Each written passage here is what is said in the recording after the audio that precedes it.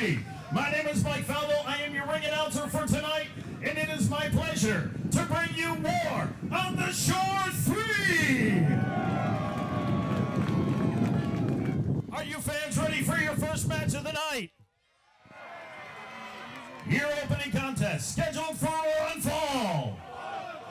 And it is for the Fight Factory Wrestling Tag Team Championship. Gino Gatz, the voice of Fight Factory Wrestling, Pete Rosado. We are back in Point Pleasant, New Jersey. And Gino, what a way to start War on the Shore 3. What many people say might be the tag team match of the year already. We are seeing Sent to Slaughter in their first official defense of the Fight Factory tag team titles. And man, Gino, what a defense it is. The team that they're facing, first time in 7.5 years, we have seen that team in action, and it is happening right here at War on the Shore 3. The Heavenly Bodies are back. I don't know if it's just for one night or if this is a reunion tour. Tonight is gonna let us know, but Sent to Slaughter, look at these two. I don't think we've seen a better version of Danny Maff and Sean Donovan. Wait, that's Danny Maff? That is Danny Maff. No. That, where's the rest of them? That six-pack having, jacked up Puerto Rican is the dangerous Danny Maff. Maff's got a, listen, Maff was dangerous without a six-pack. Now Maff's got a six-pack? Yeah. This is bad. This is bad news. No one told us, this was not in the notes, in the training notes for the Heavenly Bodies, that Maff's got a six-pack now. You just gotta know. If you know, you know. That's what the kids say. But I can't believe it, Gino. God, 7.5 years ago, I saw one of the best tag teams of their generation disband. And I am getting the honor, the chance to sit here at a commentary table and call the return match of the Heavenly Bodies. I won't believe it until I see it, Gino. Not only is it the return match of two brothers, but they have so much history with Sean Donovan and Danny Maff. Trainers, friends, best friends. And tonight, the return. Hold on 1 second. Jersey Shore! Talk to me, baby!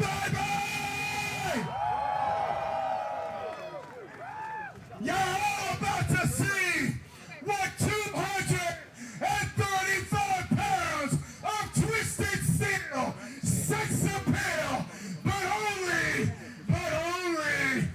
only the missus gets the copper feel. Sean Dirty, the Messiah of old school, Sean Donovan!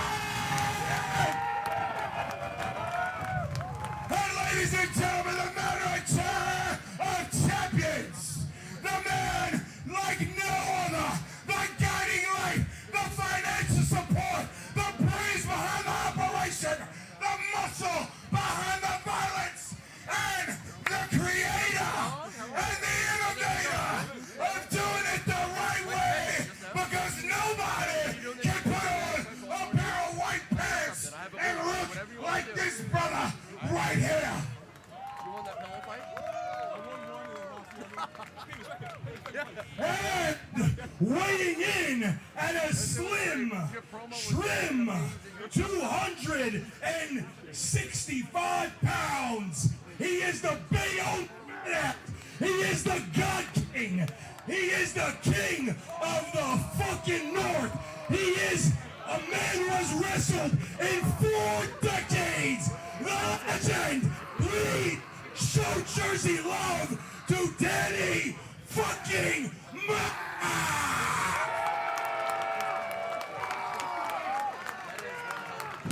Danny Maff tried to become the first double champion in Fight Factory history at Tough Luck when he entered himself into what was a singles match between Justin Carino.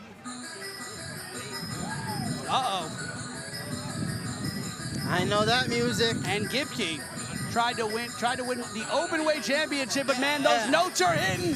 It's not singles action anymore. And Justin Carino almost died in that match. Gigolo Justin and Desirable Dustin, the Body This is what we like to say. The monitor in the back is sold out. Every single eye is on this match, on Desirable Dustin, to see if he's still got it. 7.5 years ago, that man right there, Desirable Dustin, was burnt out. He had been on the top of multiple companies, 7-time tag team champions across 4 different companies. The only 3-time Reality of Wrestling tag team champions. The only tag team to bring Harlem Heat out of retirement. And then beat them. And beat them. But 7.5 years ago, that man right there, Desirable Dustin, he was done. He was burnt out. He couldn't do it anymore. The miles, the matches had taken their toll. He became a family man. And he walked away. Gigolo Justin went on and started a singles career that has since led him to his first singles championship and then some now across the country. But at Tough Luck, Danny Moff put himself in a triple threat match where Gigolo Justin was going for that open weight championship. And then in the Rahway Rec Center at WrestlePro, Donovan and Moff attacked Gigolo Justin unprovoked. They said it was a bit of tough love. Well, it was at that point that he knew a phone call needed to be made. And who was on the other line but the man who's been with him since the day he was born, his blood brother, Gino, Desirable Dustin. The greatest brother tag team in professional wrestling. I will die on that hill. And these are the heavenly bodies. If some old head goes, these aren't the heavenly bodies I grew up with. These aren't like the new rockers. You didn't put a new in front of their name, in front of their names, and just call them something. These two were gifted. These two earned the heavenly bodies moniker from the original. Dr. Tom himself gave it to them. In fact, Dr. Tom would come with them to the ring many a times before. And you know, him miss a conspicuous by his death. Where is Shining Edward Jackson? Oh, shit. You know what? If I know Shining Edward Jackson, that little worm is probably hiding in the sand somewhere, just waiting to pop out. You hear the capacity, sold out crowd here. Your opening contest of the evening scheduled for one fall. It is for the Fight Factory Wrestling Tag Team Championship. Introducing first the challengers, making their return to Fight Factory Wrestling after 7 long years, Dustin and Justin, the Heavenly Bodies. Say it right, Falvo. This ain't the clowns of Banana Ball. That is Desirable Dustin and Gigolo Justin. Put some respect on their names. Your opponents to my right, led to the ring by the guiding jump off. They are. Say it again, baby. Say it again. Being led to the ring by the guiding light, Josh Chernoff. They are the team of Sean Donovan and Danny Moff. They are the Factory Wrestling Tag Team sent Slaughter.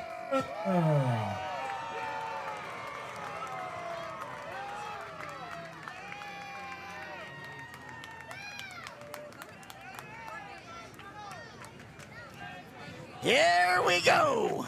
When that bell rings, it will be the first official defense on the record of the Fight Factory Tag Team Championships. Those championships were awarded at No Thanksgiving.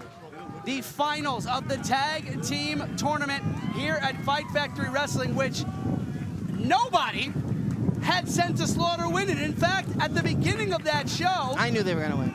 I had my money Danny on the whole Moff time. walked in as the Fight Factory Premier Champion. Lost that championship in the opening contest to Joey Janela. Got a lot of bulls for saying that. And then ended that night in the Starland Ballroom, walking out tag team champions with Sean Donovan, who, listen, Chernoff played us all, told us was not there, family emergency, family vacation, all the different words in the book. I knew the whole time. I just couldn't tell you. I wasn't allowed. And we are starting here, Gigolo Justin and the Messiah of old school, Sean Donovan. It is a sold-out capacity crowd here at Martell's in Point Pleasant, New Jersey for the third installment of War on the Shore. And Gino, second straight year that Danny Maff is opening War on the Shore. Last year, he opened in a huge title versus title match facing then NWA World Heavyweight Champion Tom Latimer. Don't get it twisted. Danny Maff is no curtain jerker. If he's opening the show, it is going to be a main event title matchup. Because Danny Maff does what Danny Maff wants. If he wants to open the show, he's going to open the show. Not surprised at all that Gigolo Justin starting the match. We got to find out if Desirable Dustin has any of that quote-unquote ring rust on him. But I have a lot of sources that say Dustin has been training at Creative Pro New Jersey for months with some top talent. Oh, here we go. The tag's been made a lot earlier than I expected, Gino. I'll be honest with you. Well, give him some damn credit. Oh! Let me tell you something. We're gonna break a fourth wall here. Hold on. Big shoulder block. And listen, everybody will tell you one of the toughest things about getting back in the ring after a long layoff is hitting those ropes. Hitting those ropes, hitting that mat, hitting those hitting anything with your body is gonna suck. Lock up. And you see Donovan going right in there aggressively. Oh, flying shoulder block again by the Desirable One. I think Donovan a little surprised. You don't lose the moves. You don't lose the knowledge. Nope. But as you said, you might lose a step as you get older. The cardio. And if you don't use it every day, you lose it. But is the cardio there? Is the timing still there, Gino? Listen, you can run the reps as much as you want in the training ring.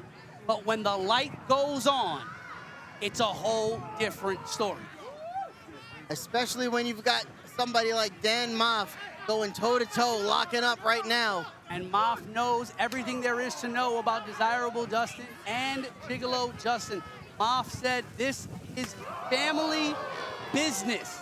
These two are so good in the ring. They are OG trainers at WrestlePro. They have put some of the best talent through the ringer.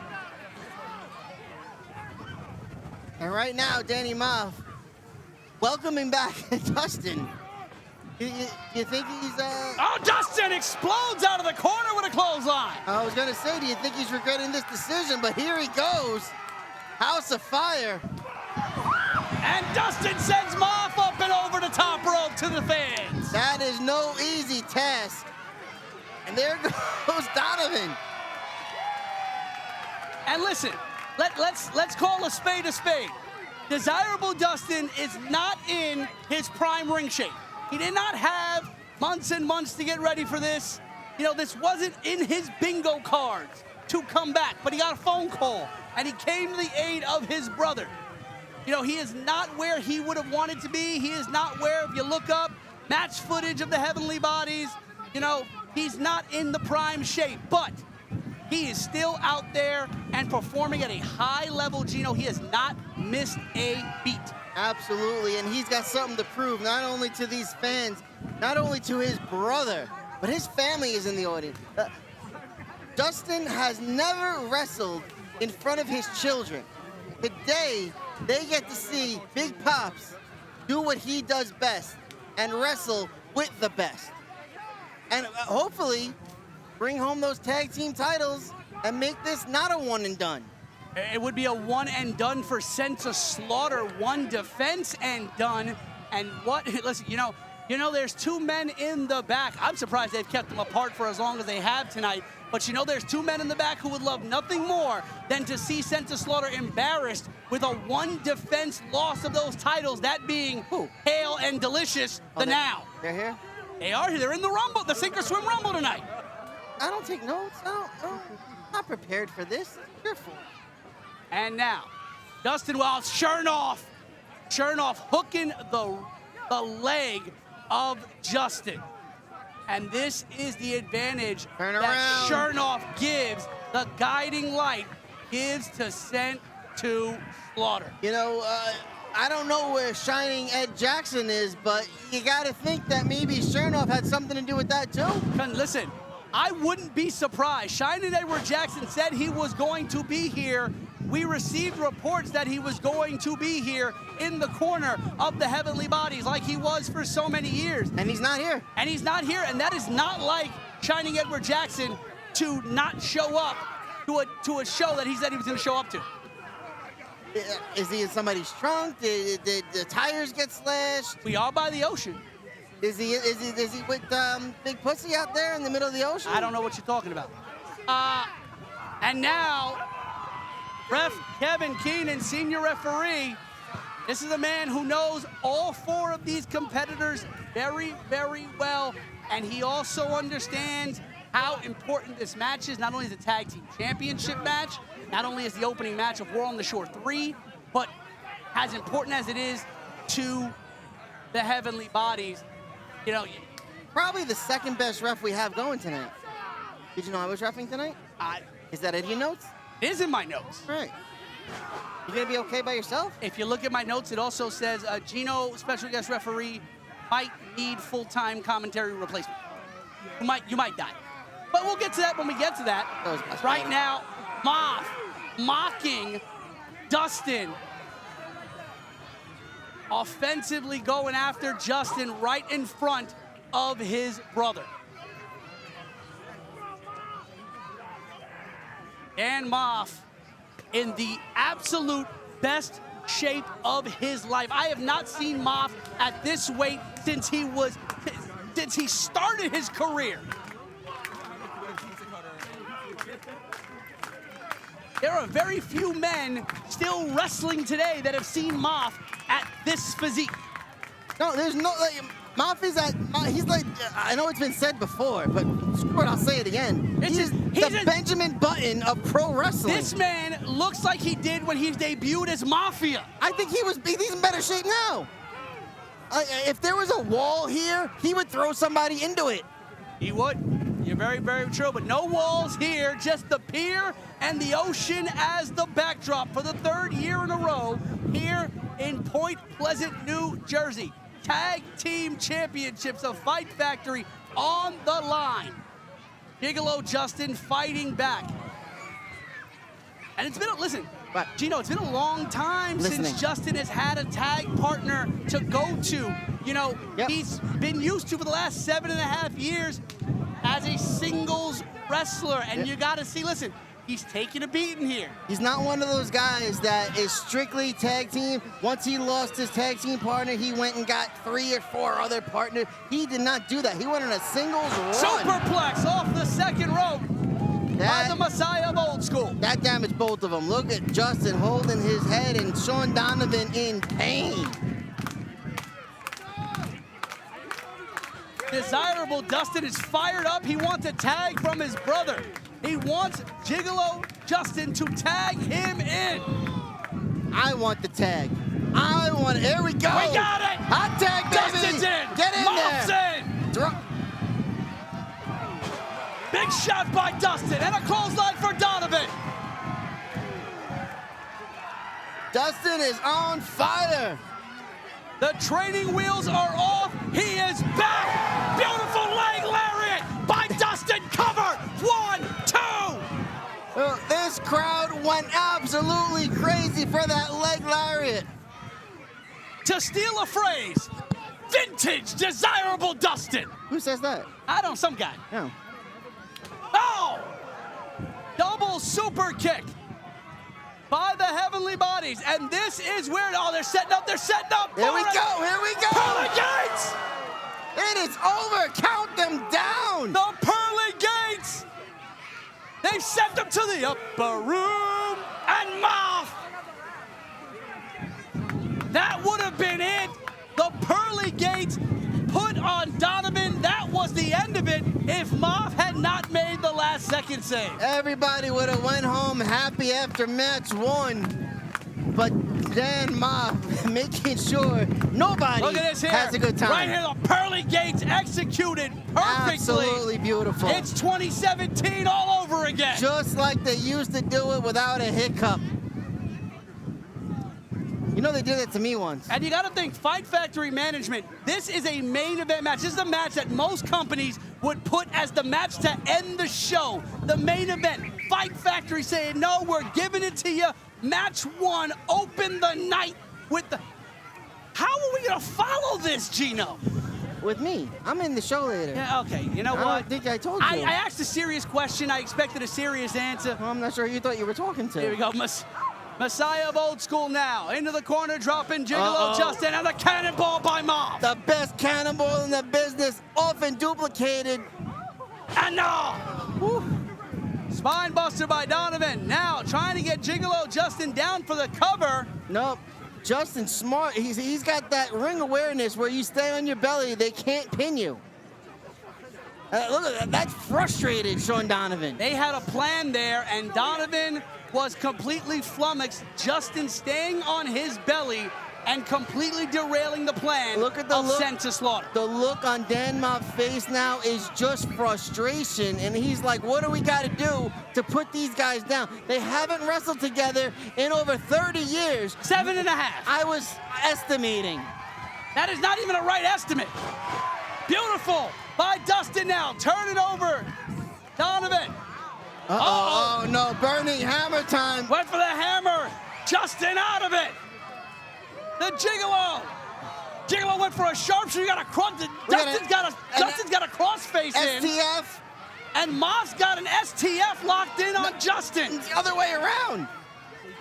Moff has almost a kata hajime. I don't even know what that. Stop cursing at me. Taz mission. Right. Moff mission. Yeah, the Moff mission on Dustin breaking the hold. Here we go now. Both teams looking to end this. Oh, poke to the eyes. Donovan going to the bag of tricks. You knew it was going to come at some point. We've got some outside interference by Chernoff. No, we now didn't. you got a poke to the eyes by Donovan. Dumping Gigolo Justin to the outside, and now it's 2-on-1 on the desirable one. Would you call the desirable one the weak link in this match? I wouldn't call any one of the bodies a weak link. I'm going to tell him you said that. But it is 7.5 years. What do we got here? A power bomb situation? Pile driver. Ow! Spiked pile driver. On the desirable one and the cover by Ma. 2. And a kick out by Dustin. Not the thick neck of desirable Dustin, saving his life and the match. The choirs of angels sang one more time for the heavenly bodies. Dustin was kicking out of that one. Pop-up powerbomb by Moff. Cover again on Dustin. And another kick out. We all have the same look on our face that Dan Moff does. What do we got to do to keep this man down? It looks like Donovan's got an idea. You know, the story in the good book goes that he created everything in 6 days. On the 7th day, he rested. Little do they know, on the 8th day, he created the heavenly bodies. Who, Moff? Back to the match. Ow! Massive clothesline by Moff. Cover now, once again on the desirable one, and that is all she wrote. And still, Fight Factory Wrestling Tag Team Champions, Sent to Slaughter. I would never call this return of the Heavenly Bodies a failure because they came back and they proved they can hang with the absolute best. Look at this business has to offer. Running lariat a la Stan Hansen there by Moff. The bodies put down as Sent to Slaughter retained the Fight Factory Wrestling Tag Team Championships. But it was not easy, Gino. That did not look like a team that was gone for 7.5 years. I guess it wasn't written in the good book that you were talking about. For the You know the good book? The good book! Do I look like I've read any kind of good book? Like, I don't know what you're talking about. But what do we got going on here now? Mafa back in the ring, a show of respect to the desirable one, it looks like. Over 20 years. These guys go back. 7.5. You didn't let me finish. I was talking about the relationship between the brothers and Danny Maff. Listen, 7.5 years away. I know Dustin and Justin talked about this being a one-time reunion, man, but Dustin looked really, really good in there, Gino. I want to see him back. I think the Fight Factory Wrestling Tag Team Division definitely has a place for the Heavenly Bodies. I think every company's tag team division not only has a place for the Heavenly Bodies, but any place they go to, they are the #1 contenders. First match back in 7.5 years. These two brothers, man, it was a absolute, listen, if this was, is that a kiss goodbye or is that a welcome back? If this was it for the Heavenly Bodies, if this was truly the moment, I am honored to have called it. I am honored to have been here for the return of the Heavenly Bodies. But I really, really hope that this is not it. I do hope that Dustin found something. I know they talk about getting rid of the stuff in the basement, right? But I hope that stuff in the basement that he went after tonight, I hope it fueled him, and I really, really hope Dustin finds a reason to come back once again. Right there is his reason. Those kids are so proud of their father. Do you think they're gonna go home and say, Daddy, when's your next match? What's he gonna say? Sorry, kid, one and done? Or I'm gonna take home a tag team champion so you can wear it on Christmas morning. Listen, I don't know. I don't know what Dustin's thinking. I mean, I don't think anybody had it in their bingo cards that on July 14th, 2026, Desirable Dustin was really going to walk through those curtains one more time, but it happened. If there's one thing the Heavenly Bodies are good at, other than winning tag team championships, is keeping the wrestling world on their toes. And the question leaving tonight is whether or not this is truly one and done for the Heavenly Bodies. I'm not a gambling man. Yes, I am. I would put my money on this is not the last time we have seen Desirable Dustin and the Heavenly Bodies here at Fight Factory. I hope not, really. I mean, listen, I have been around, I have been in this business for the better part of 13 years now, and I got to see the prime of these guys. And right there, two men that they came up with.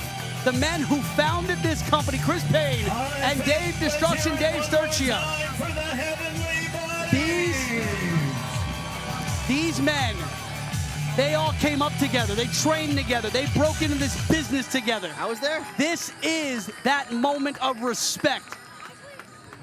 It is those men that brought them back. Open up a contest or no?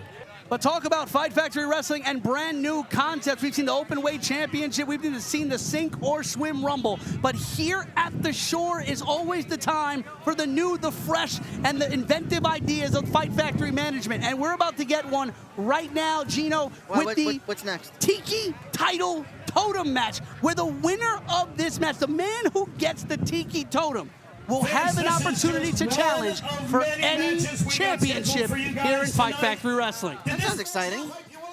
Did I know about this? It's in the notes if you had the notes. All right, we got another big one coming up. You can see our guys over here setting up the totem.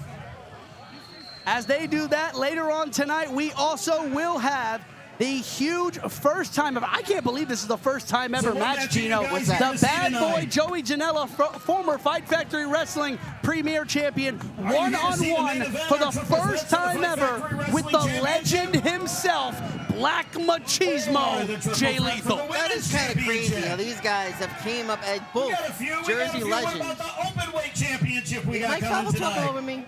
I think he is. Son of a bitch. You know what? Go ahead, Mike. Go ahead. Later on tonight, we also have the Sink or Swim Battle Royal making its return to the shore once again. 20 individuals go in, only one individual can win. And what happens when you win?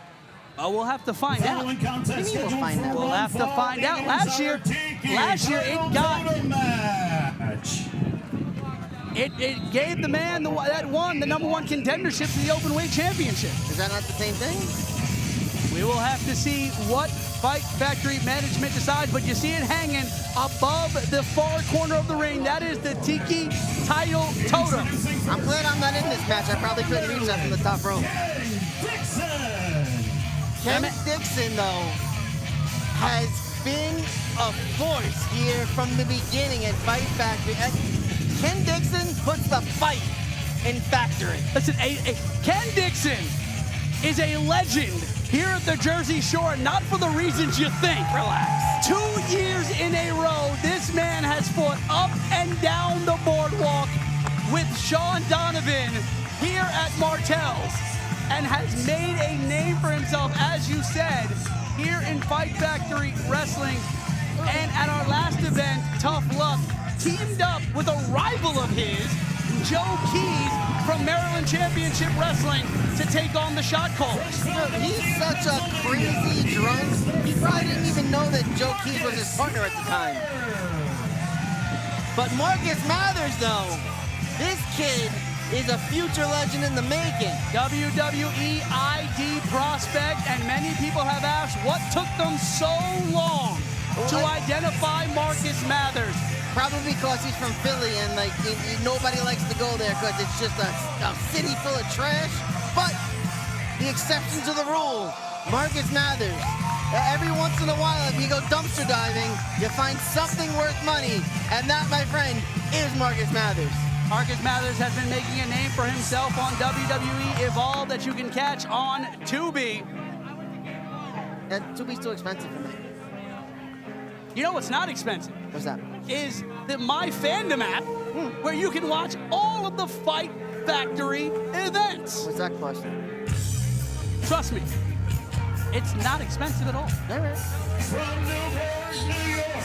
Here's my pick. Jordan Oliver. This man has come up through the ashes and has become the most brilliant professional wrestler in the game today. The Brain, Jordan Oliver, one half of the Busta and the Brain on AEW television. Jordan Oliver, this young man made his name here in Jersey. The miles and the matches from the tender age of 16 years old. Jordan Oliver was out here having banger after banger after banger.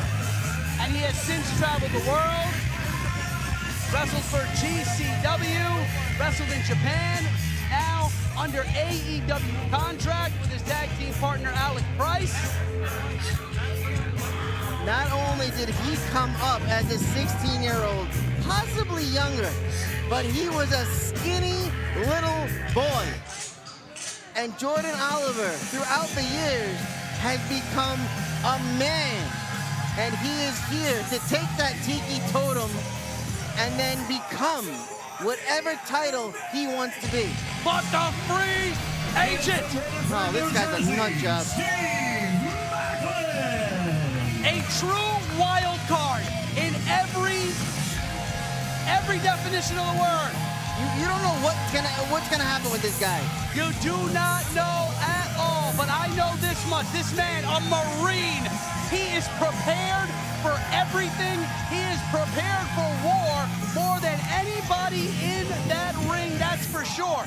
All of these men, incredible professional wrestlers and professional athletes. Hell, Ken Dixon's a fighter if you ask him. So is Steve Macklin. Steve Macklin's a fighter out there too. But Steve Macklin, a fighter in uniform, a United States Marine. We thank you for all the service that he has given our country. And in fact, want to give a shout out to Tunnels to Towers as well. Steve Macklin and his wife, the virtuosa Deanna Perrazzo, teaming up with Tunnel to Towers, recently did their first ever event as promoters, a event benefiting the Tunnel to Towers Foundation. But look at this. You've got a WWE ID Where's the ref prospect. going? You've got a free agent. You've got an AEW signee, and you've got Ken Dixon. You've got an AEW future superstar. And Ken Dixon. And Mathers is wrestling with shades on. Yeah, All right, Gino, you said you're a betting man. I am. Over under, how long the shades stay on Mathers' face? Until Jordan Oliver decides to punch him right off. Jordan Oliver, here we go, look at it. Tandem dives, but Oliver didn't dive. You know, Mark, Oliver went for the totem. that's because he's a damn genius. Go ahead, Marcus. Go dive out of the ring. Go away. I'll get up there and get it in myself. The brain is braining indeed, and now Macklin I'm gonna brain going you. for the totem. Again, that Tiki Totem, the winner of that Tiki Totem will be able to challenge for a championship here in Fight Factory Wrestling. It's kind of Any our- title he chooses, the open weight, the heavyweight title, It's kind of our own Money in the Bank kind of thing. the women's almost. title. This is 2026. Well, This is 2026. You can do whatever you want. No. There's boundaries, sir. Is there? Are there boundaries? My therapist says there is. My therapist quit on me. Anyway, speaking of somebody who needs a therapist, Steve Macklin now in control. Well, damn, I'm gonna move away from you on that one. What? That man needs some psychoanalyzing. Oh, he does not. He has just chopped the chest of Jordan Oliver something fierce. Now Mathers coming to get him some. See, that's what Mathers not the smartest brain in the bunch. Why would you go after a psycho? Mathers, War on the Shore 2, went one-on-one with Joey Janela in our main event. Dixon Oh, he's used to psychos then, I guess. was also at War on the Shore 2. Who do you wrestle? John Donovan. Oh, I knew that. He fought. But I want to talk about Jordan Oliver. Jordan Oliver had tough luck over in Ridgefield Park. Talk about Jordan Oliver being one half of what many people considered to be the match of the night when Jordan Oliver went one-on-one with Rico Gold, who we will see tonight in our Sink or Swim Rumble. Who? All right, Macklin now going up to the second rope. Macklin going back after the totem again, but chair to the back. So there's no rules in this joint. Well, there's a four-way match for the title totem. So yeah, rules are out the window. Rule is get the totem. That is a nice looking totem there. Remember that story when we were kids? Ricky Tiki Tumbo, No Sarembo, Taribari Ruchi, Pickberry Pumbo. I didn't know you knew that many words. He fell in the well. Ah. Did Lassie go get him? Oh! Big boot from Jordan Hall. Oh. Beautiful knee to the face of Mathers. Do you know how tough you have to be to wrestle in cut-off jean shorts and, like, have nobody talk crap about you? I just wonder how chafed Ken Dixon is. 'Cause Chafed? all I see is, like, chafing. I feel uncomfortable for him. Maybe you should start that therapy again. You're making me uncomfortable. Beautiful neck breaker there by Macklin. Now, Macklin and Dixon. Now, this is a slugfest if I've ever seen one. I need another drink. These two are going to throw bombs here in the ring. Don't say- Dixon, don't- Macklin, back and forth. Don't say bombs in front of Macklin. He's gonna get PTSD. Mathers up top. Springboard crossbody taking out both Dixon and Macklin. Marcus Mathers, very interestingly, if you think about it, kind of took the Jordan Oliver spot once Oliver started kind of traveling the world with his former stablemates. Oliver started getting really up there in stature, and Mathers kind of filled that spot of the young upstart, high-flying upstart from the South Jersey area that Oliver once occupied. So what you're saying is Marcus Mathers is next up. Well, listen, there are a lot of people on social media that have said that Marcus Mathers may be better than Oliver was at the same age. I don't know about all that. Jordan Oliver has come up and he has wrestled and beaten the best. He has. Marcus Mathers has wrestled the best, but has he gotten that elusive victory? He could get it tonight if he gets that totem. He was on my podcast last week. Ah, beautiful DDT there by Mathers off the top, and now off. Going for that Broad Street Buster on Steve Macklin. Listen, in a traditional match, that'd have been it. 1, 2, 3, it's over. But you've got to go and climb up and get that totem for this match to be over. Mathers might just do it.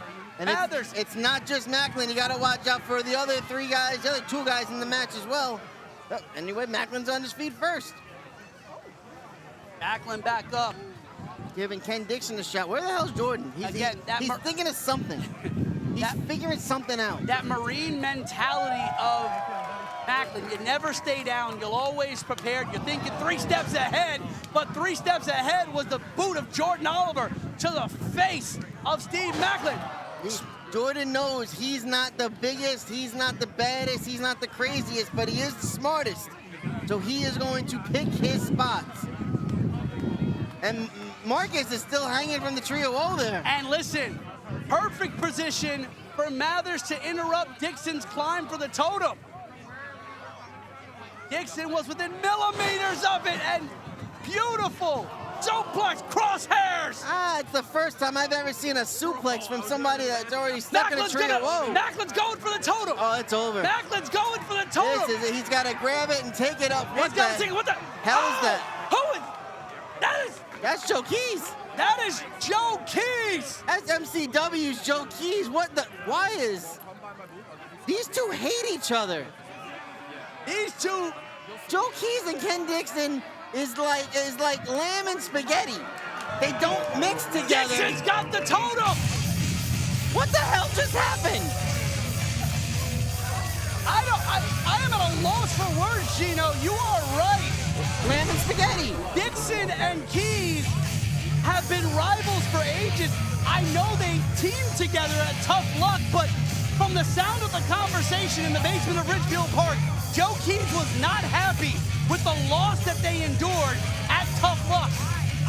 What the hell is Joe Keys doing here helping Ken Dixon? Somebody explain this to me, because I don't even want to be around when Macklin finds out what just happened. Ken Dixon.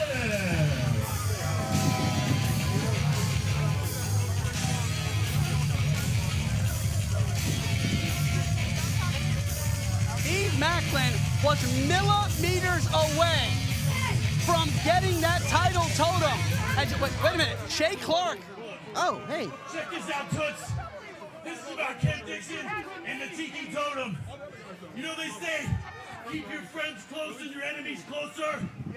You'll find out exactly what Ken Dixon's going to do with this Tiki Totem, but first, I'm going to a fucking bar. Move. Well, Shay Clark, I thought we would figure out what Dixon was doing with Keys, and he's keeping all of us guessing. He's got to get a drink first, but he did say he will announce what he's doing with that title totem. I could use a drink. No, we have a job to do. You know what? We get the women's tag match next. Yes. I'm gonna take a break. It's a union thing. What union? I got a replacement. Don't worry. She'll take care of you. I'll be back later. Wait, no. Relax. I'll be back later. I thought she was coming on with you. What are you talking about? Gotta go. Gotta go. We really need to get better understanding of what this guy is doing here, because I really don't understand this, but I am being joined by an incredible commentator. You know what? Can I just have Veda instead of Gino for the entire time? I'd be okay with that. Oh, hold on. Am I set here? Yeah, I'm good. And I am joined by the incomparable Veda Scott here on commentary. Veda, welcome to Fight Factory Wrestling. These stools are in the sand. I'm like waving around here. What a great Have you ever environment. done a show like this on the beach like this? No, not literally on the beach. It's the greatest memory recreation of WCW you could ever get. One-on-one to determine determine the #1 contender for the Women's Championship. As I said, I am being joined by the incomparable Veda Scott on commentary here. And this won't be the last time we hear the incredible commentary of Veda Scott here tonight. She will be back with me later on tonight as well. She's every man's dream, the Stunner, Emily J. For our triple threat women's premier championship match. But right now, Veda, we have a very interesting women's tag team match, as the winning tag team of this match will then face each other at the next Fight Factory event to determine the #1 contender for the women's premier championship. And her tag team partner, hailing from the 412, she's a world record holder, Dynamite Danny Mo. And knowing that future stipulation to become #1 contender is hanging over this match, that to me makes it especially interesting. We have 4 athletes here who are teaming up in combinations that we haven't seen before. And as usual, we wonder how they're going to work together, but hanging over this entire match is knowing that even if you get along great with your tag team partner, best case scenario, you fight them next event. Right. Friends today, enemies tomorrow. Interesting to say the least, but we want to talk about an interesting pairing here. The D1 baddies, Veda, Rachel Leigh and Kristen Blaze. Hailing from Trophy Club, Texas, the 1% on percent, Rachel Leigh.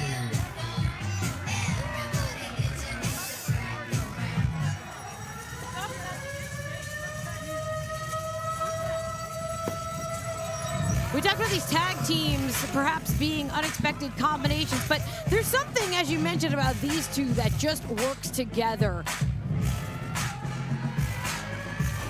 And her partner, hailing from New York, she's a former D1 pole vaulter, Kristen Blaze. Have we ever, Veda, I mean, listen, you are much more of a wrestling historian, encyclopedia than I am, especially having been in action in that ring for so many years. Has there ever been 2 female or male D1 athletes, I mean, with the exception of Haas and Benjamin, that have teamed together like this? And the really, really exceptional thing about this particular team is that not only do they have that common athletic background, they're both relatively new to pro wrestling. They're both very, very fresh and hungry and looking to make an impression. And when you have that hunger behind what you do, along with the discipline of being a D1 athlete, that is a deadly combination. Pole vaulting for Kristen Blaze and gymnastics for Rachel Leigh. Interestingly enough, these 2 young women met in 2023 when they were both invited to a WWE tryout as part of the NIL program. They were not professional wrestlers. They were professional college athletes prior to that. And because of that tryout, they fell in love with pro wrestling and started their journeys right after that tryout. They met, became friends, even though they trained in 2 different areas. Rachel Leigh training at Flatbacks under the guidance of Tyler Breeze and Sean Spears, and Kristen Blaze training at CCW, becoming the CCW Rookie of the Year. Quick little pin there, but I'm impressed by, another pin. Blaze able to hold on, clearly has a strategy here to keep Emily grounded, as I'm sure we'll talk about. Emily J, Danny Mo, shoulders down again. One. Very different backgrounds, very different stories to Leigh and Blaze, but they come from just wanting to be pro wrestlers for so long. And Danny Mo in particular, she was a manager for a while. She became now a champion in multiple promotions. There's so much heart in Emily J and Danny Mo as they try to climb to the top of the industry. Whoa. Oh, and there's a little bit of that too. That was maybe, listen, the stunner. Oh, this Kiss It Better by Emily J. I have seen her win championships with that cover. When you say the stunner, there's a certain attitude implied, I think. 100%. Emily J recently had a lengthy run as the PWJ Women's Champion. and now looking to find her way to the top of the Fight Factory women's division, hopefully trying to get a shot at becoming the #1 contender for Lady Frost's tag championship. And now Rachel Lay, that gymnastics background. And I'm sure you caught this. Rachel Lay tagged in behind the back of Emily J. Really, really effective communication between Lay and Blaze, but you had speculated that they would be a match made in heaven. There we go. Whoa. Oh, beautiful by Lay. Cover now. Kick out by Emily J at 2, and Rachel Lay wearing that bright red. Veda Scott repping her alma mater right here in Jersey, Rutgers University. Well, Danny Moe's got that hatchet man on her knee pad, ripping the juggalos. That's where you can find Danny Moe so much of the time. Oh, but apparently you can also find her in the gym because, wow. Cover there by Moe, but a kick out by Rachel Lay. Once again, ladies and gentlemen, this is a tag team match in which the winning tag team will then face each other at the next Fight Factory event to determine the new #1 contender for our Women's Premier Championship, currently held by Lady Frost, but that might change later on tonight, Veda. Huge triple threat match for the championship later on. Yeah, whatever team wins this match is certainly going to have eyes carefully watching the main event. Steph DeLander, Allie Katch, and then, of course, as you said, Lady Frost. One of them will leave tonight as the champion, but they're already going to know the possibilities, at least, for their next challenge. 50-50. Danny Moe and Emily J really working well together here, tagging in quick, isolating Rachel Lay, and now a cover by Danny Moe once again. And this is, you know, you talked about it earlier, Veda, the relative inexperience. Listen, Lay and Blaze are incredible athletes, there's no doubt about it. They are incredible additions to the women's rosters and all the companies they have been a part of. But there is the inexperience factor. When you, someone who has been in the ring as much as you have, you know there's a difference when you're going in there than someone who rivals you in experience and someone who's kind of just starting out. Well, right there, we just saw Danny Moe one step ahead of Rachel Lay. That was veteran experience. As Lay, whoa, wait a second. Tijeras turned it into a spear. Well, that was a veteran move if I ever saw one. Went for a head scissors, but Lay turned it around. And look at Danny Moe trying to explain that was inadvertent. It was. Oh! Blaze, beautiful clothesline, and another one now taking Jay down. Oh, beautiful drop kick by Blaze. Listen, this is that athletic background. When you come from a D1 program, an athletic background like Blaze and Lay, so much of what we do in professional wrestling in the ring comes so much easier to you. Take a look at this, loading up Emily J and snapping all the way through, rolling right into the pin. Cover. Super athletic, body control, but no control as she gets tossed onto the apron there. Danny Moe. Oh, now Rachel Lay, beautiful. Out the Enziguri there. Flash in the corner. Oh, Danny. I think she went for maybe some kind of Yeah, she put the brakes on it, did Danny Moe. Now Moe's got Lay up. Oh, beautiful maneuver there by Danny Moe. Cover. But Rachel Lay not the legal competitor. Blaze still is. And this is a perfect moment for Kristen Blaze to take advantage of the confusion. Emily J trying to get things back on track for her team here. But the damage might already be done. Miscommunication after miscommunication. We know that these are teams that are not used to tagging together, and now everyone is down.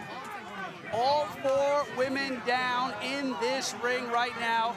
One of these teams will go on to compete for a shot at the Premier Women's Championship here in Fight Factory. As you said, friends today, enemies tomorrow. The winning team will have to face each other. Put the friendship aside. Whoa, and slowly up to their knees. That was Rachel Lay with the first shot. And now Lay going after Moe, Moe after Blaze. And listen, ref Stephen Dumaine kind of letting these women go at it here. Whoa, wait a second. Tossed onto the ropes, throw first. All right, Emily J, Danny Moe, they're working together again. Here we go now. They've got Lay and Blaze where they want them.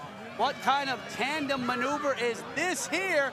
Danny Moe just chucked Emily J at Lay and Blaze.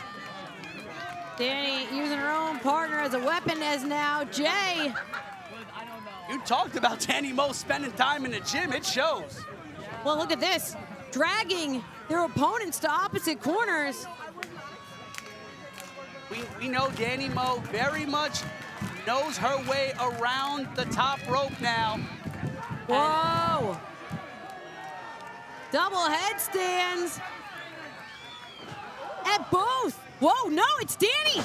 And Danny held it just a little longer. Cover on Blaze, the legal competitor. All right, now how about that? Danny Moe, she held it just a little longer than Emily J. Maybe trying to send a message for when she hopes they fight each other next event. Listen, hey, Whoa!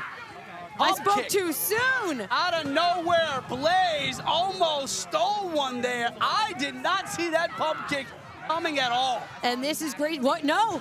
Danny Moe able to get out of there. Going for the tag. Oh, what? What the? Emily, the stunner. It stunned the entire audience here at Martell's. It's dropped off the apron and is abandoning her partner. Emily J. leaving Danny Moe to fend for herself. And Danny Moe will do just that. Danny Moe, no stranger to having to fight for everything in her life. She will fight for this if she has to. Danny got planted by that Michinoku driver. Look at Lay. Sees the Lay.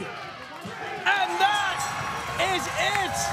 Your winners, the team of Kristen Blaze and Rachel Lee. What an incredible handstand 450. Again, you're only going to see that kind of incredible body control made out of a former D1 gymnast. So this means now, as we take another look at this, Rachel Lay. Sees the Lay, a handstand 450, beautifully executed And there. as you can see back live, Rachel Lay and Kristen Blaze, they're coming to an understanding here. They know that they will have to take each other on to become #1 contender. But speaking of future clashes, I think Danny Moe is going to need to get some answers from Emily J. What was that? I mean, listen, this could have gone a different way because right before that moment, right before Danny Moe dropped off the apron and left everyone here at Tiki just absolutely flabbergasted. They were in control, Veda. They had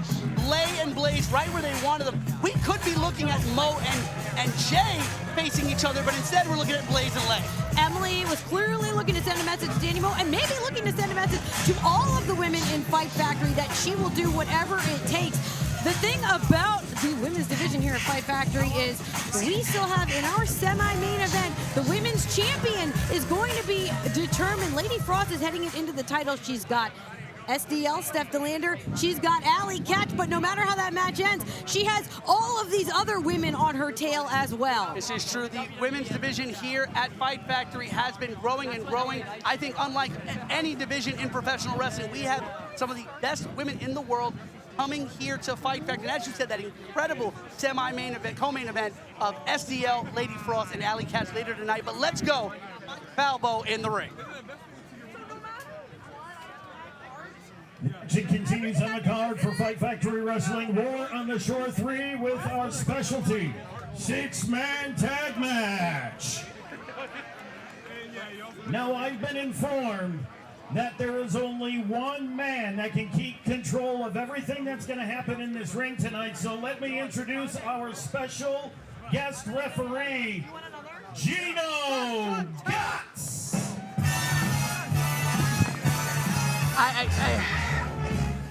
The man is a commentator, but he's also a referee. He's also a bookie. He was taking bets earlier on the night. He's on the take. He's getting paid. But you know what? I'm all right. I'm all right. I'm over here at the commentary booth at Commentation Station, and I am joined. Veda Scott will be joining me back again for our co-main event, our triple threat Women's Premier Championship match. But for this one, our 6-man tag team Gabagool Famigliagla, I don't know what it is, maybe, whatever match. I am joined by one of the incredible members of one of our incredible pre-show team, one of our incredible sponsors.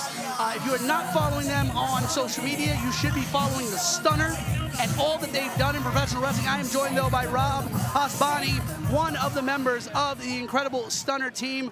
Rob, this is your second time on commentary with us in Fight Factory. I hope you've learned we do not put our hands on the wrestlers. I'm the referee for this. I don't know who they got. Oh, I'm staying away from Nikos Ricos. I've learned my lesson. I've moved on. Hopefully he's moved on. He's got a new person that he's attacking. This is very true. So I'm very grateful from that. My elbow still hurts from the last show. But I'm excited to be behind the booth, not at ringside tonight. And Gino's in the ring. And apparently, listen, I know everybody in Jersey has got a guy. That's kind of a Jersey thing. Everybody's got a guy. Gino apparently has. This is not made, by the way. No, this is not made. Gino's got a bunch of guys. I asked him earlier in the pre-show, who are your friends? And he said, these aren't friends. These are my family. That is Joe Gambino, Filippo Jove, Silvio D'Onofrio, and you may have seen them on Netflix's The Circle as Gianna, but that is Nikki and Jojo Scarlata, the Scarlata twins. If you have not watched their season of The Circle, I don't watch it that very often, but that, in my opinion, the very best season of The Circle with those two young gentlemen right there. Staten Island's own. I'll have to look for it. But these guys have quite an attitude. It's going to be interesting. You know, Italians typically all get along. Do they? I don't know. It seems like everything's about family. Everything's about the pasta, the sauce. But there's a lot of tension. And there was a lot of tension before the show, too. You know, there's these warring factions made in the full-blooded Italians. Like the new school versus the old school here. And hopefully Gino, he's going to keep the order in the ring. Got his special Italian referee shirt that he got in Bensonhurst. You don't even believe what you just said, that Gino's going to call it down the middle. Oh, whoa. Hello. May's got a new addition. Look at that. There's that. She's wearing my favorite color, leopard That's print. Lucky Leone. He went to the down the aisle by Tommy G and Lucky Leone. This is made right here. This is made. And that's TJ Marconi in the middle. He's the leader of it. He's the guy that, look at him. He's going to scare all the kids. TJ Marconi to his left right there. That is Jay the Key, and that is Flash Carter right there. That is Made, and they are joined by Tommy D, one of the principal owners here at Fight Factory Wrestling, but has kind of gone out on his own, Rob. Yeah, Tommy D looks like he's straight out of Scarface tonight. He's dressed for the occasion, I think. He looks great. This is going to be a very interesting match. These are two teams that have a lot to prove, I feel. Especially, you know, a lot of bragging rights here for who's the best Italian faction in pro wrestling right now. And listen, the services of one Lucky Leone. I have heard a lot about this incredible young lady, but for Tommy D that brought her over to the side of Made, it looks like tonight. Well, it looks like a wonderful addition. And here's the legend himself, ECW original Leo Guido. Big Sal in the back. Of course, recently married Zach Clayton. The FBI, the legend. And that right there, ladies and gentlemen, the ECW legend himself, Big Sally Graziano, okay? Sally Graz, as he likes to say. We're off the radar now, you know.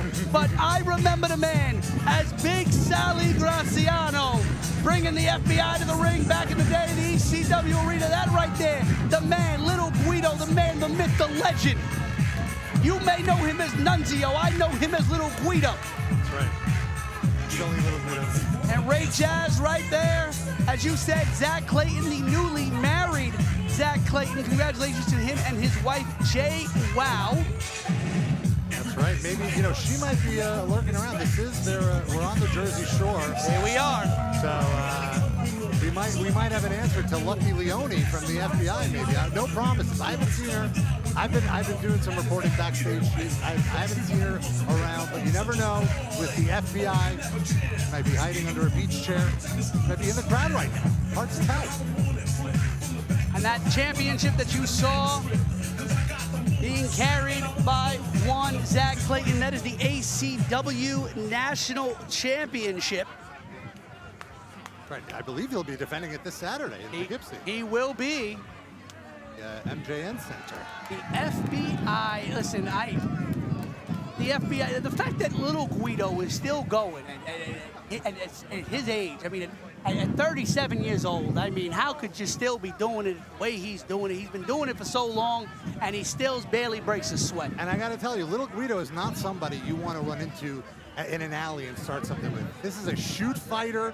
He's been to Japan. I've seen this guy turn people into pretzels. You know, he is as legit gets. That is very, very true. But TJ Marconi has problems with these guys, and he apparently has problems with Gino. It seems like they're trying to bribe Gino or something here. I mean, listen, Gino's gotten. I saw Gino with a wad of money in the back earlier tonight. I don't know who it came from. Gino already lost his shoe. The bell hasn't rung. Gino's getting paid by everybody. Hey, that's the way to do it. He's ringing the bell. All right, so far he's doing great, Gino. There we go. He's got the #1 job down. He didn't forget his ref shirt. That's great. He's got a custom-made ref shirt, apparently. As some referees on the Indies don't even have a black and white shirt. This guy's got a custom-made ref shirt. It's even got his name on it. He's got a Knicks bandana. He's ready to party. Oh, Guido starting stuff with Marconi, the smallest guy in the ring, starting. How dare you call Guido small? Well, relatively speaking. I mean, like I said, I don't want to start. He's a big deal. He's a heavyweight as far as I'm concerned. Don't make me call the straight line to heaven. I'll get Tracy Smothers on you. Listen, I'll forget about it. And now, Guido in there. Oh, ready with a pinfall. Guido right on flash. There you go, the shoot style of Guido. There we go, look at that. Guido's got him. I feel like Made is already lost. They're confused. What's going on? I didn't sign up for this, but Guido confusing everybody. Side headlock now by Flash Carter. And what a moment to be in the ring. Flash Carter be in the ring with the legend, Little Guido.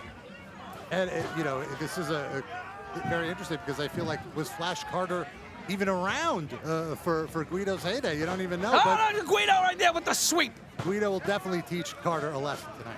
There you go. Oh, look at that. Arm drag by Guido now. And now locking in the arm, going for the elbow, the shoulder. Guido's all about the little details. Did you notice how he put his knee right on the neck to stop his breathing? That's how you wear somebody down. Tag into Jay the Key, and Guido got him down too. Guido is a force, man. Look at him, looking great in there. He's tagging out. You ever watch Ready to Rumble? Of course. Okay. You know the guy, the wrestling trainer in Ready to Rumble? Yes. Modeled after Little Guido. I believe he opened up. Wanna wrestle?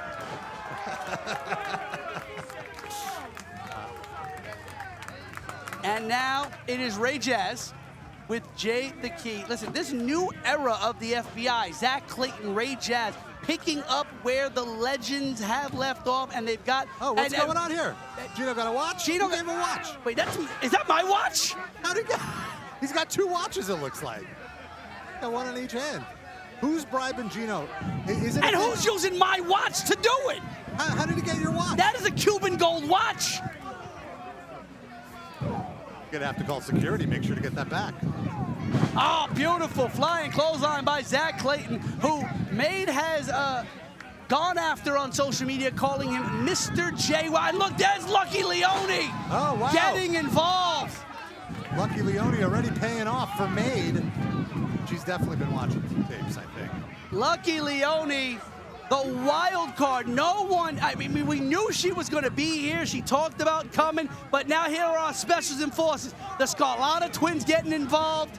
Joe Gambino getting involved. Joe Gambino is a force himself. Can you imagine being in the ring with Joe Gambino? I wouldn't want to cross that guy. I don't want to be in any way with Joe Gambino. The only time I want to see myself across from anything with Joe Gambino is across from the dinner table. That's the only place I'd be 100%.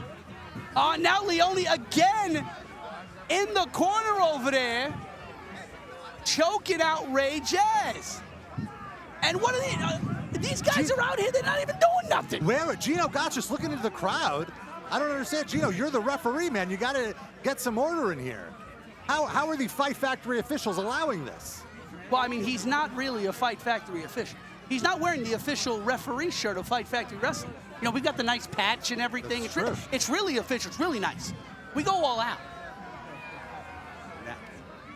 Well, now Made is taking control of the match thanks to Lucky Leone. And TJ Marconi keeping Gino off on the corner. And now Jay Key taking out Jazz and Clayton. And now Nunzio going after Made all by himself.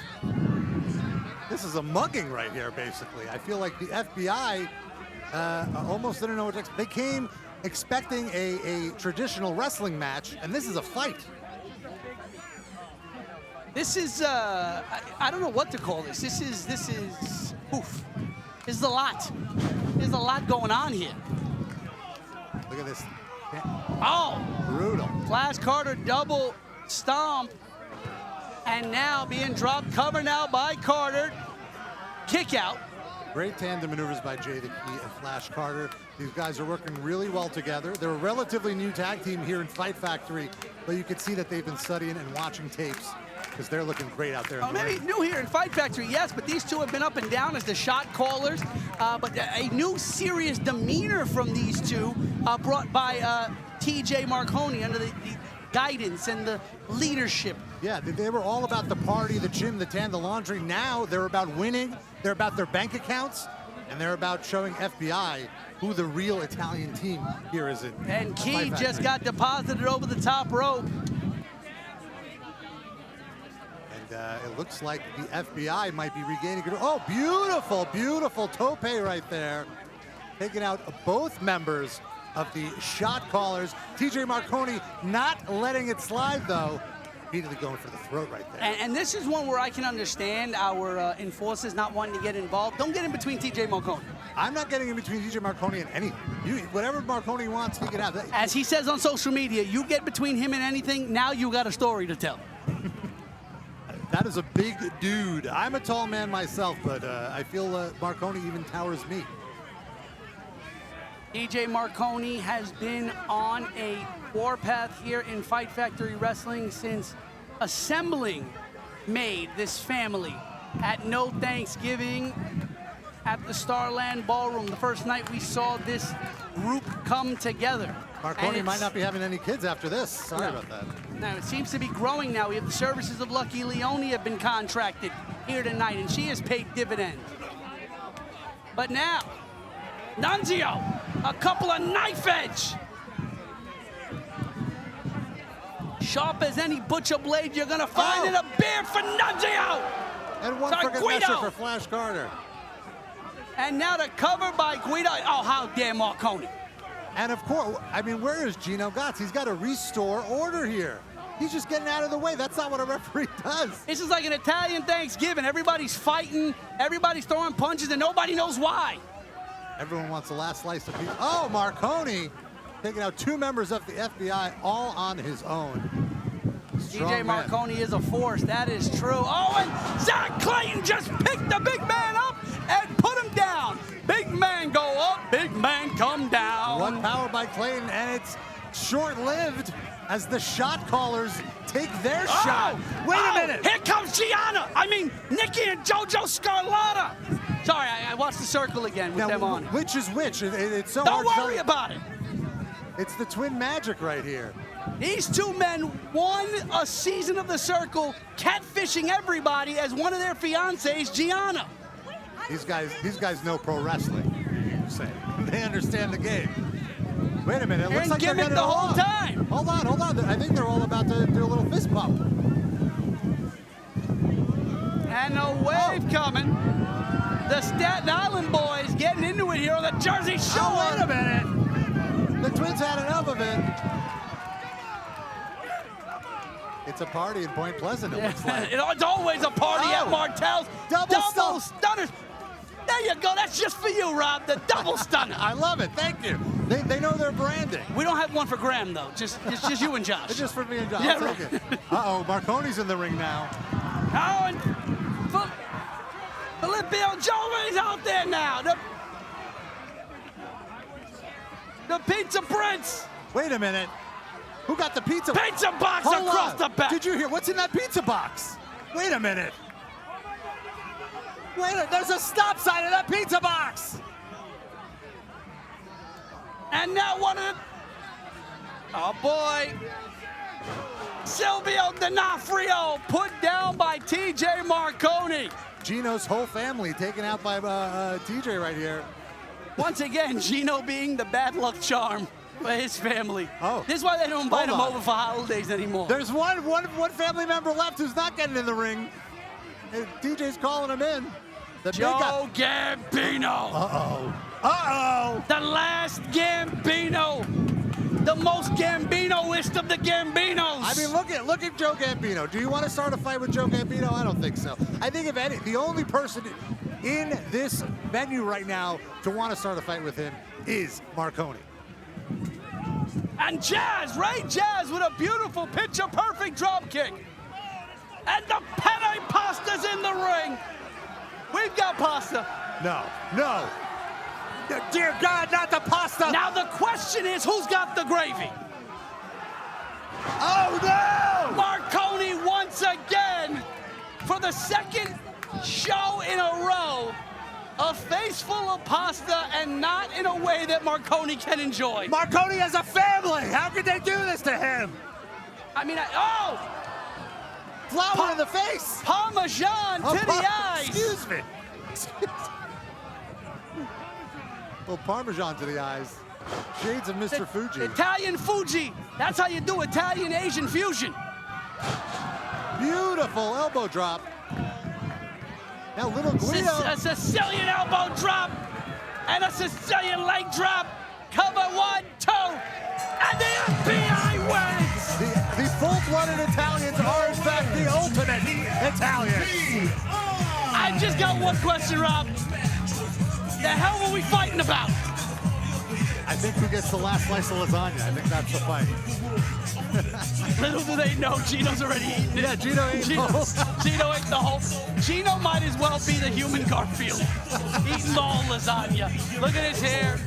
Beautiful Sicilian elbow drop by Ray Jazz, followed up with this second rope Sicilian leg drop by Little Guido the Legend. Cover and a 3 count. There's no getting up from that. The FBI wins again, and you see that twinkle in the sky. Tracy Smothers looking down on the FBI, giving his best blessing. That's beautiful. That's beautiful. And now we know who paid Gino more money. Because I feel like there wouldn't have been a 3 count if Gino didn't get paid. Wait, what's going on outside?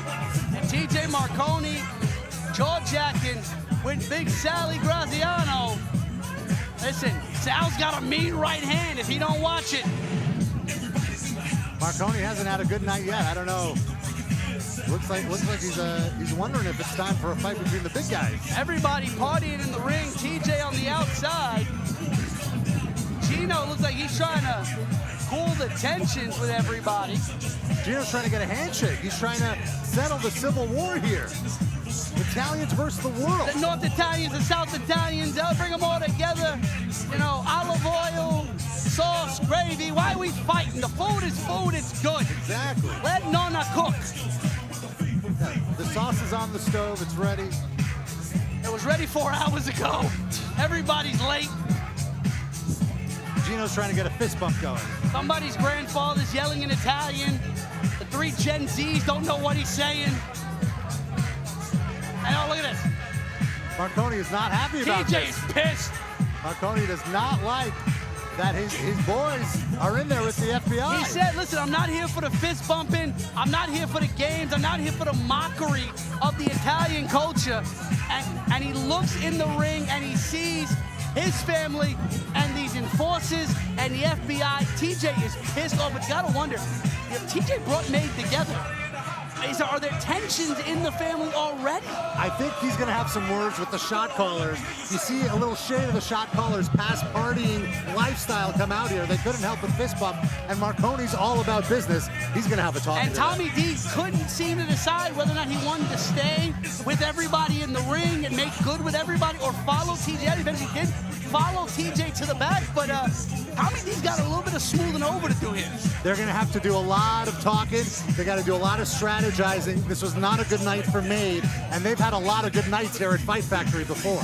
Now, Rob, I know you're coming back on commentary for our big sink or swim battle royal later tonight, but I don't know if you know this. Coming up next, for the first time ever, two Jersey legends will face off here at Fight Factory for the first time ever in their careers. The bad boy, the former Fight Factory Premier Champion Joey Janela, will go one-on-one for the first time ever with Black Machismo Jay Lethal. Can you believe, after all these years, these two men running Jersey, they have never fought until tonight. This is one of the matches I was most looking forward to tonight. Jay Lethal, of course, a legend of the ring, over 20 years of experience. Joey Janela, he's like the Jersey all-star nowadays. Yes. So this is a Fight Factory dream match, I would say. A Jersey dream match, 100%. Exactly, and both guys have something to prove. I'm sure they have friends and family in the crowd. They don't want to look bad. You know, they want to look good, and they want the bragging rights of being the king of New Jersey. And Jay Lethal of North Jersey, kind of North Central Jersey, if you really think about it location-wise. Janela Asbury Park himself is kind of like North Central Jersey versus South Jersey. We had North Italy versus South Italy. Now we got North Jersey versus South Jersey. A lot of civil wars here tonight. And I saw the branding on social media. I saw the announcement. I think I saw a hint of it backstage earlier tonight. I believe Jay's not just coming out as Jay Lethal, but in fact we may see an appearance by Black Machismo here tonight. I may have heard a few ooh yeahs in the backstage area. Let's throw it to Falbo in the ring. Before we bring out the competitors for our next contest, we just want to take a moment to thank some of the sponsors that helped make tonight possible. First, we want to say thank you to Russell Glen Auto. You see these beautiful Jeeps over here on the beach? They're here courtesy of our friends at Russell Glen Auto. Also, we want to thank Optic Truck Works, G4 Tequila, and the Stand Comedy Club. Also, fans, don't forget, right over here to my left, we have Fight Factory Wrestling merchandise on sale all night long, so make sure you make your way over to pick yourself up some Fight Factory merchandise before you head home this evening. And now, the action on the card continues for War on the Shore 3 with our following contest scheduled for one fall.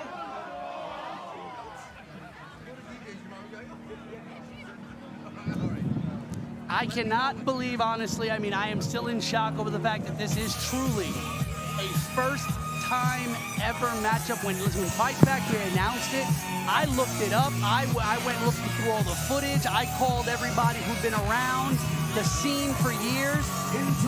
Truly a first-time ever.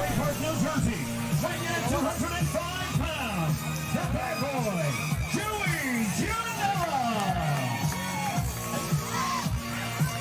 I think I'm going to stick around for this one. I think Gino's backstage doing shots with whoever paid him off. So well, if he's taking shots, I hope he is taking shots of G4 Tequila, one of our sponsors here tonight. I had a shot of it earlier to kind of get the nerves out before the big night started, and ooh, that went down real smooth. Absolutely, absolutely. Want to also thank Rob. I know you're here. You know, the Stunner, for all the work that you guys have done here as part of Fight Factory Wrestling. Is also one of our sponsors tonight.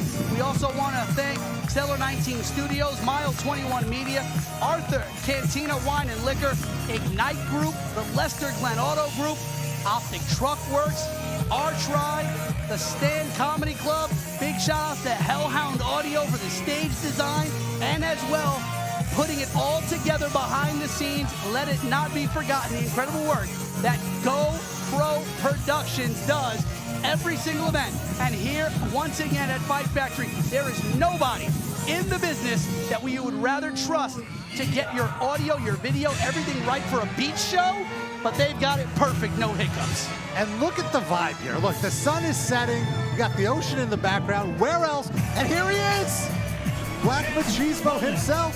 Oh, yeah.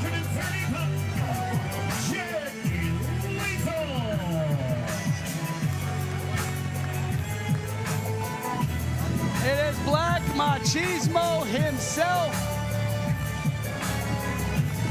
Love it, love it. I The know fans love it. Janela's a bit of a Steamboat fan, so it's almost like WrestleMania all over again, Steamboat and Savage.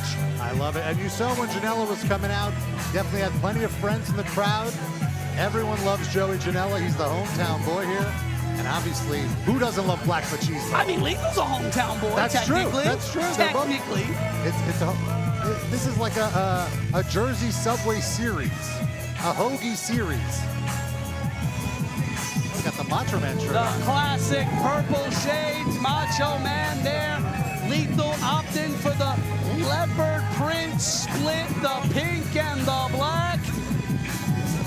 He is the cream of the crop. We're going to see a great match tonight. Cream of the crop, it always rises to the top, and this right here is Joey Janela's cup of coffee in the big time. But let's talk about it for a moment, really quickly, Rob, here. Last year, Joey Janela was in the main event of this show, facing off one-on-one against Marcus Mathers here in Fight Factory. One show later, at No Thanksgiving in Sayreville, New Jersey at the Starland Ballroom, Joey Janela shocked the Fight Factory world by winning the Men's Premier Championship.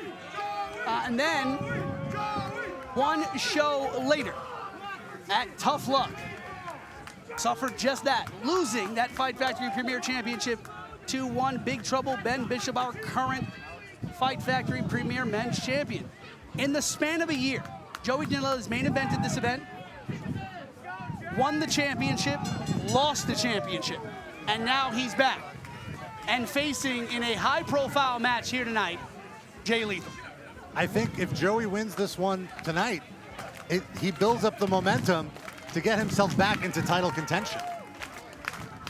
So this is a very important match for Janela, an important match for Lethal. Like we said, I don't think Lethal wants to leave here the loser. Now, Lethal, a legend in Jersey All-Pro Wrestling. Obviously, we know everything that he did in Ring of Honor, world champion, what he's done in AEW. Listen, people talk about finding the fountain of youth in professional wrestling. Jay Lethal has found it and drank from it and indulged, because this man has not lost a step. Do not get it twisted. Do not let the gray in the beard fool you. Jay Lethal is just as dangerous as he's always been, one of the smartest professional wrestlers in the business, and a man who even now, after all these years, still world title level. Absolutely. I would say he's only gotten better with age. He's gotten smarter. He knows what works, what doesn't work, how to keep the gas tank as full as possible throughout the match. You only get that with experience. And you talk about getting better with age, that would say with Joey Janela the same thing. Listen, Joey Janela, for a long time, people thought he wouldn't get any bigger than just being the guy who jumped off the roof of a barn. You know, was doing backyard matches, death matches, all that stuff. Joey Janela has proven time and time again that he is more than that he is an incredible professional wrestler, an incredible performer in that ring. He has been to the big time. He has signed a big time contract. He has been there, done that, and he is still out here every single time proving all the doubters wrong. Oh my God, it's a strut off. Black Machismo with the first strut of the night. How has it been 4 matches? We haven't had a strut yet. Now he's inviting Joey. Wait a minute. This is a family show, Joey. And another strut to the middle of the ring. Lock up by Lethal. There we go. See, listen, it's all fun and games, but Lethal can flip the switch just like that. Exactly. We were talking about the wrestling skills of Little Guido last match. Look at these two guys bringing in the amateur style. Lethal with a great trip there. Quick pinfall attempt already. These guys are working fast. And again, both of these men, they may never have faced each other. This is a true first time ever match, but listen, they know each other very well. They have heard the stories. They have been around. They know what the reputations are. So while they may never have been in the ring with each other, that does not mean that these two men do not know how each other works. And this is a very even match. You saw right there was a big standoff. I think what's going to happen is one person is going to make a mistake, and the other will capitalize. That's the only way either a Machismo or Janela can get any sort of advantage in this match, because these are two pros. They know what the other's going to be doing, and they're not going to let it through. And you have, listen. And there it is. There's the mistake that Lethal made. He trusted Janela, and Janela took advantage. So many ways that Jay Lethal can come at you, can attack you. He can go at you with the athletic style, the lethal injection, always out of nowhere. But if he goes up top and drops that Hail to the King elbow drop, he will sign off in a impactful way. He can beat you in a myriad of ways. And also, let's not forget, it's not just a name. The greatest first-generation wrestler ever. The man is a technician in that ring, knows multiple styles, and can beat you in a myriad of ways. There we go. Throwback to the Hydro days there by Jay Lethal. Repping Elizabeth, New Jersey. Elizabeth. I love that. Like that. And of course, Lethal, you talk about his wrestling prowess. He is, of course, had the most combined days as Ring of Honor World Champion, over 700 days across his 2 reigns. No other person could say that. The man knows how to win matches. Listen, talk about championships. A World Tag Team Champion in TNA, an X Division 6-time champion in TNA. Here in Jersey, won the Jersey All-Pro Wrestling, one of the biggest crowns in all of Jersey wrestling. Twice won that heavyweight title. Won the light heavyweight championship, the television championship, the tag team championship.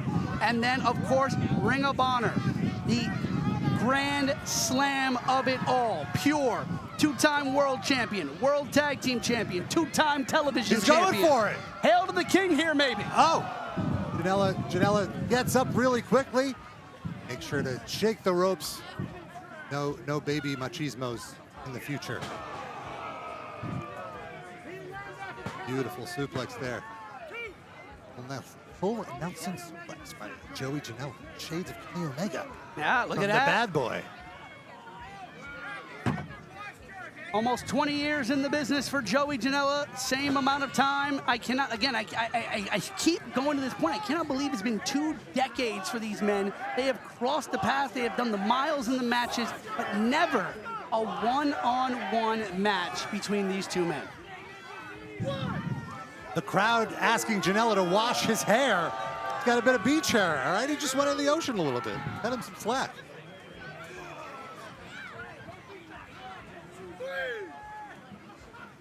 Joey Janela, an incredible resume all to himself. Again, he added to that resume when he won that Fight Factory Premier Men's Championship at No Thanksgiving. And as you said, Rob, a win against Black Machismo Jay Lethal here at War on the Shore 3 may put Joey Janela back in contention for that championship that he only got to hold for 1 show.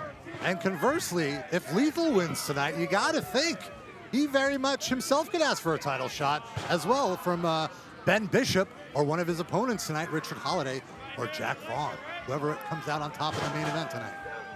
Janela with a beautiful neckbreaker going for the pin. 2 count right there. Okay. He is wearing down Lethal. Oh, look at that nasty cravat. Cinching it in there, keeping Lethal grounded, and that is a key. You know, again, Lethal can beat you in a myriad of ways. The man was a Ring of Honor pure champion. You know, the man can out-technical wrestle anybody on the planet just as much as he can do anything else that he does so well. But Joey Janela knowing exactly what you need to do, you need to keep Lethal grounded. And then Lethal fighting back, fighting out of it, but you can see that cravat suck the air out of his lungs, making it difficult to breathe. And he needs those shoulders. He needs that neck for that lethal injection, that massive handspring. A lot of people don't realize that a lot of the power and the force and the impact of the lethal injection comes from the force of the handspring that Jay Lethal makes that pushes him off the ropes. It seems to me like the crowd is favoring Lethal over Janela here, and Janela might not be liking that too much. Interesting scenario if that's the case. I mean, listen, sold out capacity crowd last year, well in the corner of Janela, covered now by Lethal, as the sun is now setting over the bay here in Point Pleasant. Backslide by beautiful. Lethal. Holds the leg, going for the roll through. Oh, beautiful there by Lethal. Another one and only a 2 count. Janela kicks out again. Lethal turning up the energy in the match late in the match. Can Janela keep up with him here? That's the question. This is where the stamina, the cardio really comes into play. Always an A1 cardio machine has been Jay Lethal. I've seen him wrestle 45 minutes before and barely break a sweat. Janela blocking the suplex attempts from Lethal. Lethal looking to the crowd for a little bit here. Up. Janela once again blocking it again. Janela has blocked 5 suplexes. Reverses the 6th here. And now, once again. And the crowd loves it. Lucky 7 for Jay Lethal snuck in there. Janela was unable to plant his feet and put weight in his knees to block that suplex. Now, how much energy did that take out of both Lethal and Janela to block those suplexes? That's something you got to worry about this late in the match. Lethal there going for that combination, but Janela reverses out of it. Snapdragon there. There's boos. There's boos for Janela. This is an unlikely scenario for Janela. And another one covered by Janela with the bridge there. Beautiful pinning combination by Janela. But I want to touch on that, Rob. You're right. Janela, the mindset of Janela's got to be affected. This is, as you said, a hometown crowd. He is from Asbury Park, New Jersey. We are in Point Pleasant, a stone's throw away, and he is getting booed. You can never trust a New Jerseyan to have your back, it seems like. I don't blame you.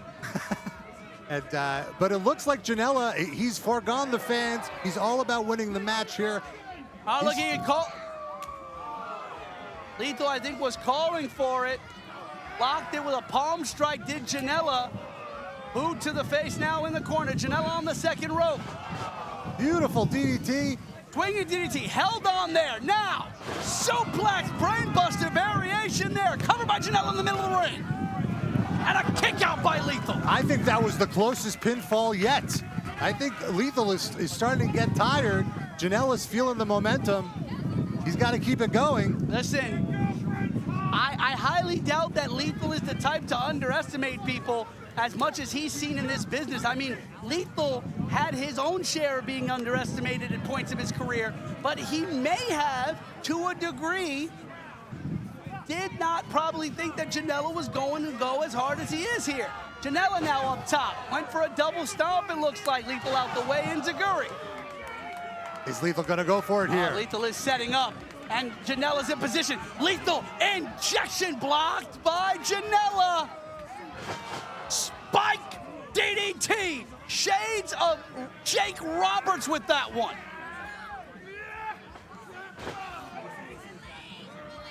Is Janela going to finish him off here? I think he's feeling it. Listen, Janela's got a prime position now. He's got Lethal right where he wants him. Lethal's wobbly. Lethal combination. I think Lethal egged him on there. Cover now. 1, 2. Kick out at 2.5 by Janela. What a match this has been so far. Both men feeling the effects of the match, trying to get as much left in their gas tank and optimize their energy to finish off this match. Second time he went for that lethal combination. The first time he was able to connect on it, but Janela kicked out. He has reversed the lethal injection. He's reversed the first lethal combination. Uh-oh. Now they're out on the apron. This is never good. This is Janela's home right here on the outside, the Outlaw Superstar. Lethal blocks. Oh my God! DDT on the apron. Talk about a receipt by Jay Lethal. Absolutely spiked Janela on the outside. Now is the moment I think that Lethal could finish him off here. That was a vicious DDT. And I think Lethal, it's time for the lethal injection. Lethal now going, hitting those ropes, projectile speed. Went for it again. Janela once again. Oh! Stalling German suplex. Janela has outsmarted Lethal. What a high angle on that one. Multiple times. Janela now. Pile driver. Is this it? Cover! This has got to be it by Janela. Oh my God, what ring awareness by Lethal. That's what 20 plus years in the ring gets you. He knew exactly where he was. He knew he didn't have to waste the energy to bridge out, put his shoulder up. All he had to do was put his leg up. Janela had the inside leg hooked. That was a big mistake by Janela. Incredible moment there for Janela, cut short as you said it, the inside leg was hooked and Lethal went with the outside leg to get to the rope. Now Lethal cutting Janela off at the pass here. Another suplex attempt by Lethal, blocked by Janela. Janela's been studying these Lethal tapes. He's had an answer for all of Lethal's offense tonight. And now Janela, what is he looking for here? Moonsault. Lethal goes up. Oh, no. Oh man. I think Janela expected Lethal to be down on the apron, on the mat to hit that moonsault. Lethal got up, Janela's knee hitting the collarbone, maybe the clavicle of Jay Lethal. That could be dangerous. Janela is clutching his knee. Janela is hurt. I don't know if this is ligament damage, if this is just maybe a really bad bone bruise. Either way, it's going to be painful for Janela. But I believe what may have happened is that knee may have made contact with that very rounded, blunt edge of the collarbone, the clavicle area. Janela now a one-legged man. He's running on adrenaline, I think. Package. Lethal, interesting reversal out of that package there. Janela, Janela landed on that knee. Lethal injection. Out of nowhere. Cover. And that. Wait. What? Two. 2 3/4. I can't thought believe it was over. Lethal up top now. Hail to the king. One more. Cover. What? I cannot believe this. Janela showing great fighting spirit, and immediately Lethal counters into a figure 4 on that bad knee. Lethal wanted to call it twice. And from death's door, Janela knocks again and again. Twice he has kicked out. And this one, the pain was too much. Janela gave it his best, but that knee was not helping him. He did not want to pay that medical bill. He had to tap out. What a match! What match of the night so far? For a first time ever, man, I want it again. I want more of that. Only Fight Factory can bring you this New Jersey dream match. I'm blown away by this match here. This was a classic. Instant classic. It was over on the Lethal injection. Janela said no. It was over on Hail to the King. Janela said, hell no. And he kicked out again. But Jay Lethal, undeterred, went right to that figure 4. And as you said, Rob, cinched it in, the pressure on the bad injured knee of Joey Janela.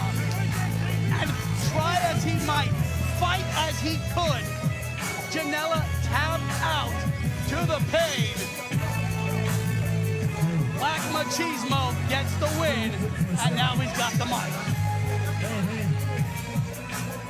Good evening.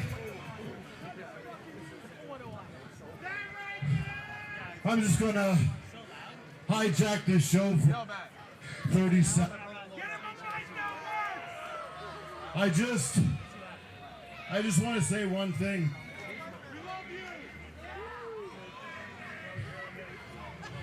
As tough as it is for me to believe, today was my first time ever being in the same ring with Janela.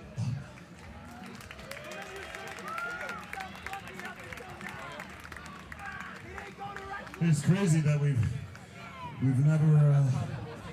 never wrestled in the same match. I tell you what, from one Jersey boy to another, damn, Jersey makes some great frickin' wrestlers, don't they?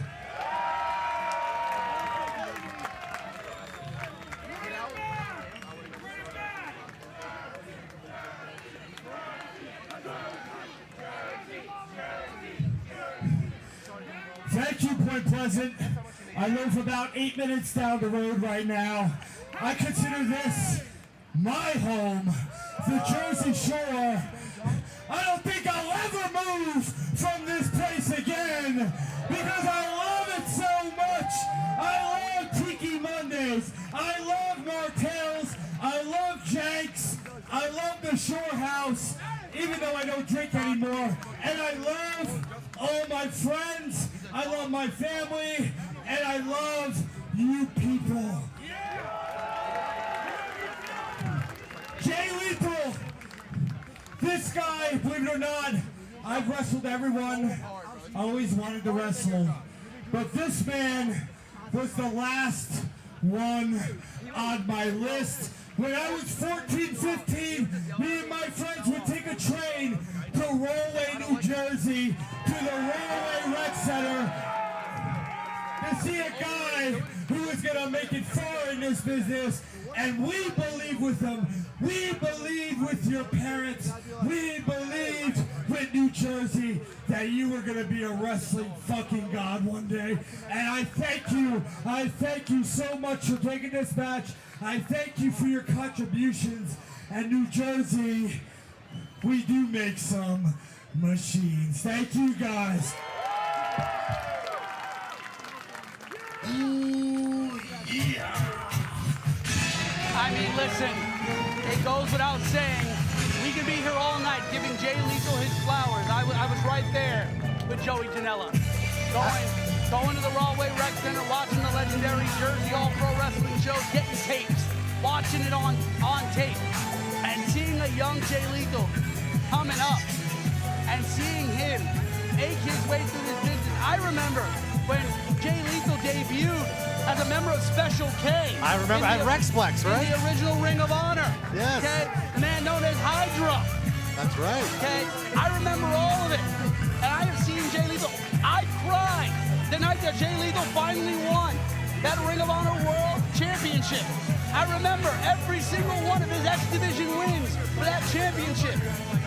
Jay Lethal has set a bar for New Jersey professional wrestlers that will stand for generations to come. And it is because of men like Jay Lethal that we have men like Joey Janela and others. So yes, thank you, Jay Lethal. That was a beautiful exchange between the two of them. The respect is palpable between Janela and Lethal. All right, fans, it's things rolling here on the card for War on the Shore.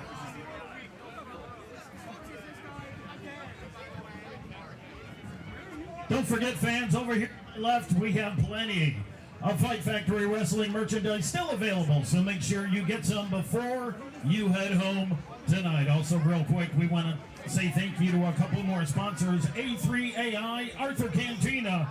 As well, we want to give a very special shout out to the New York, New Jersey Agave Club, who are joining us here tonight. And now, fans, before we move into our next contest, it is my pleasure to introduce to you our special guest ring announcer for the following matchup. Well, we're replacing Falvo for this 1 hour. Sink or Swim Battle Royal. A Jersey Shore tradition. Fans, give it up for Tobias! And Tobias East joining us as a special guest ring announcer for our annual Sink or Swim Battle Royal. For those of you who are watching for the first time, a Fight Factory or on the Shore event, let me quickly run this through for you. It is a 20 individual, over-the-top elimination battle royal. The first 10 individuals will start in the ring, and they will have 3 minutes to wrestle. Now, eliminations can happen in that time. Then, after that time, numbers 11 through 20 will come to the ring in 90-second intervals. Yes, sir. Eliminations can happen at any time, and the last person remaining after all 20 individuals have been entered will win the Fight Factory Sink or Swim Battle Royal. Talented wrestlers right here, right now. Who's ready? I said, who is ready? Welcome to the Sink or Swim Battle Royale. Let's do this.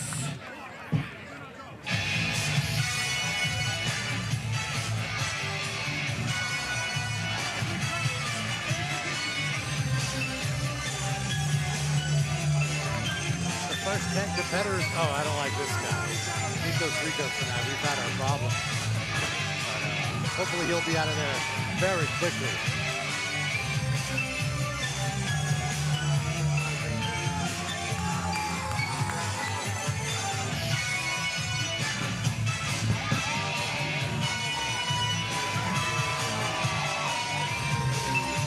Junie Underwood coming to the ring. That is Nikos Ricos coming to the ring. Ricky Price in the ring. The Now is here. Both members of the Now, Hale and Delicious in this first 10, as well as Trace Parker and Smooth Tom Mitchell, members of Nice and Smooth. There is Tony Vincita. I think I saw somewhere around here the veteran himself, the OG. There he goes. Papa Don, the Alpha and the Omega of professional wrestling. And there, another gentleman, the Destroyer, Vargas. These are our first 10.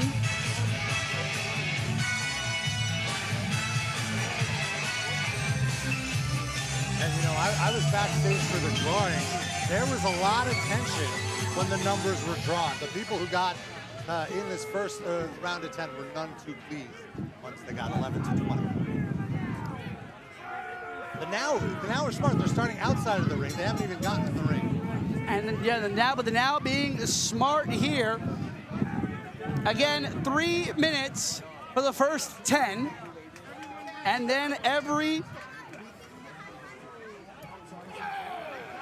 90 seconds, a new entrant will come, starting with number 11. The winner of our Sink and Swim Battle Royal will become the #1 contender for the Men's Premier Championship, currently held by Big Trouble Ben Bishop, but will be defended in our main event later tonight.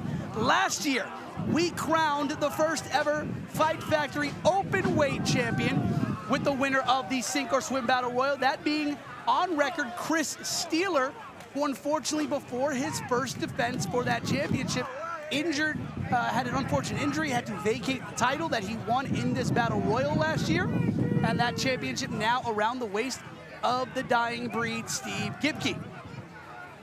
But again, we have the first 10 competitors in this match in the ring right now. It is every individual for himself. And notice I didn't say every man in this match, because last year, Tara Zepp entered at number 20.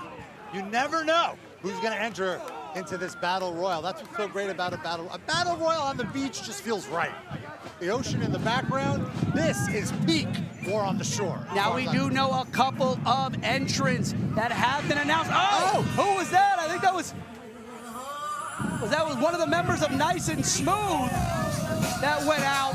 And now here comes Rico Gold, the young man who won a spot in this Battle Royal by having an absolute banger of a match with Jordan Oliver. Gained the respect of absolutely everyone here in Fight Factory Wrestling with that performance at Tough Luck. Everyone was talking about that match at the end of the night. And at Fight Factory owners came out and said, you know what, kid? You freaking earned it. We'll put you in the Battle Royal even though you lost to Jordan Oliver. And Rico Gold, this is his moment in the sun. Well, his moment in the sky, I should say. The sun is now set here at Point Pleasant Beach, here at Martell's. We have one elimination already, and Rico Gold now going to work. Oh, went right after the Destroyer. Now going after the fan pick there of Junie Underwood. And eliminates, Yep, eliminated Junie Underwood. I mean, I don't think that's the type of showing that principal owner Dave Sturcio expected out of the young man that was picked by the fans. Oh, wait, I apologize, that is Ricky Price, not Junie Underwood. My apologies.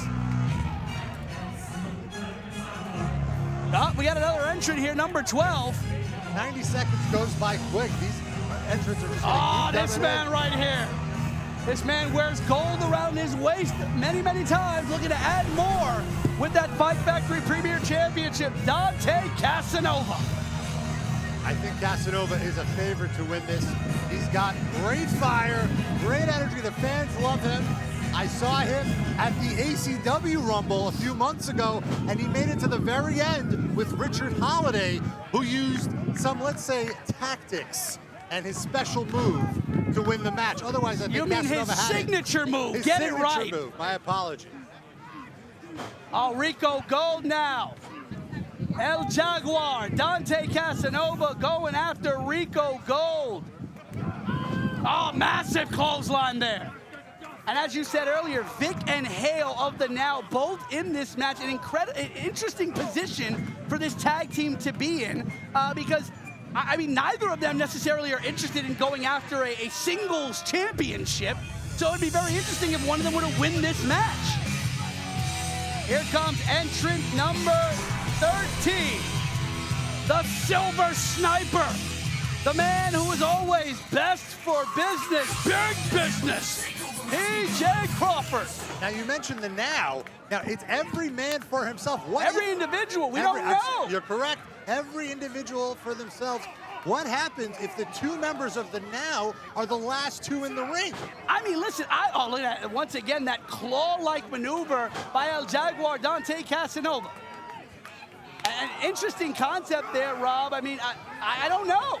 I don't even know what they're going to do if one of them wins the match, let alone if both of them are there at the end. But that is an incredible idea. It is essentially 2 on everybody in this match. They are the only tag team still remaining. Nice and Smooth were in the match. One member of Nice and Smooth was already eliminated. We still have Tony Vincita in the match. Rico Gold, Vargas, and I think, listen, right now, just with the men that are in the ring, Vargas is going to be the hardest to eliminate from a singular perspective. Absolutely, and Crawford really came in hot here, and now him and Dante Casanova are fighting out Oh, in the corner. boy! Uh-oh. I've heard that music before. The Panda Man from Panda Land, Falaba. Talk about hard to eliminate. How is anybody going to get Falaba over the top rope? Rico's friend of yours. I love to see that. I heard he's going to family dinner. I think Fale should throw Nikos out immediately. Oh, Papa Don, the veteran there, going after Fala. Tony Vincita getting dropped by Falaba. And now Junie Underwood. Falaba clearing the ring. Everyone is down as soon as he gets in the Listen, ring. a monster, that is for sure. It will take a combined effort, definitely. Oh! Rico's getting yeeted by Falaba. Uh-oh. And now, the monsters shall meet. The Panda Man from Panda Land and the Dominican Destroyer, Vargas. Meeting in the middle of the ring. Definitely meeting. Emphasis on meat. I do know there is one other monster still to come in this match. Oh, well, yes, I manifested it. The Big Man Kerr. I hope this ring was reinforced for all the mass that's in there for this sink or swim battle royal right now. That is entrant number 15. We've got 5 more to go. Of the 5 remaining, I do know of 2 that were announced on social media. Somewhere in the last 5 entrants, we will see GKM, and we will see Leo Sparrow in the final 5 entrants. I don't know where they're going to come out or when, but I do know those are 2 of our final 5. The other 3, a mystery. Now look, the ring is really filling up here. It's really hard to get any offense in with so many people in the ring. Going to make it even more challenging, but it's not a challenge for Kerr. Oh, Kerr! Rico Gold tossed out like yesterday's garbage. Well, not tossed out, but tossed around like yesterday's garbage, that's for sure. And Kerr now, the three behemoths are trading blows right now in the middle of the ring. And listen, Judy Underwood's smart, Papa Don's smart. They are standing off to their corners like, I'm not getting involved, man. Kerr dominating both other big men. Tony Vincina! The big man flies off the top. Wait, that's. Hold on. That's. Wait. We saw. Didn't we already see Sent to Slaughter already? Are our tag champions in the Rumble? Wait, Chernoff's in the Rumble. Yes! Chernoff's in the Rumble. No. Chernoff's in the Rumble. No, wait, what? No, hold on. He's pointing to the. Oh! The Nav What just the got hell? eliminated. Oh, damn savages! Sent to Slaughter have just deposited picking hell over the top. Hold on. Which one of them is an entrant in the Rumble? I don't think any of them are. I think this is just Sent to Slaughter continuing their feud with the Now, this bad blood continuing to boil and fester through every single company, whether it's WrestlePro, ACW, here at Fight Factory. These two just cannot get out of each other's hair. Is this legal? Can they legally do this? It is. We have seen eliminations. Oh, Hold blood. on. Wait a minute.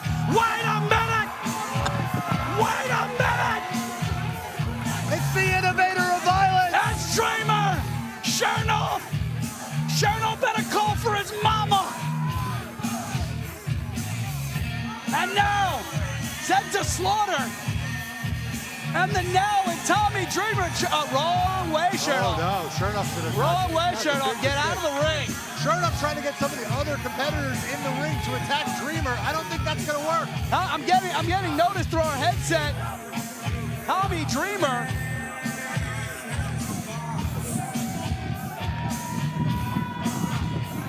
No, what? Oh, Vargas! Going after Dreamer! And the Dusty Punches, baby! And now Vincina, elbows! Dreamer now! Dreamer in this match? Dreamer single-handedly taking on the field! Judy Underwood, what are you doing?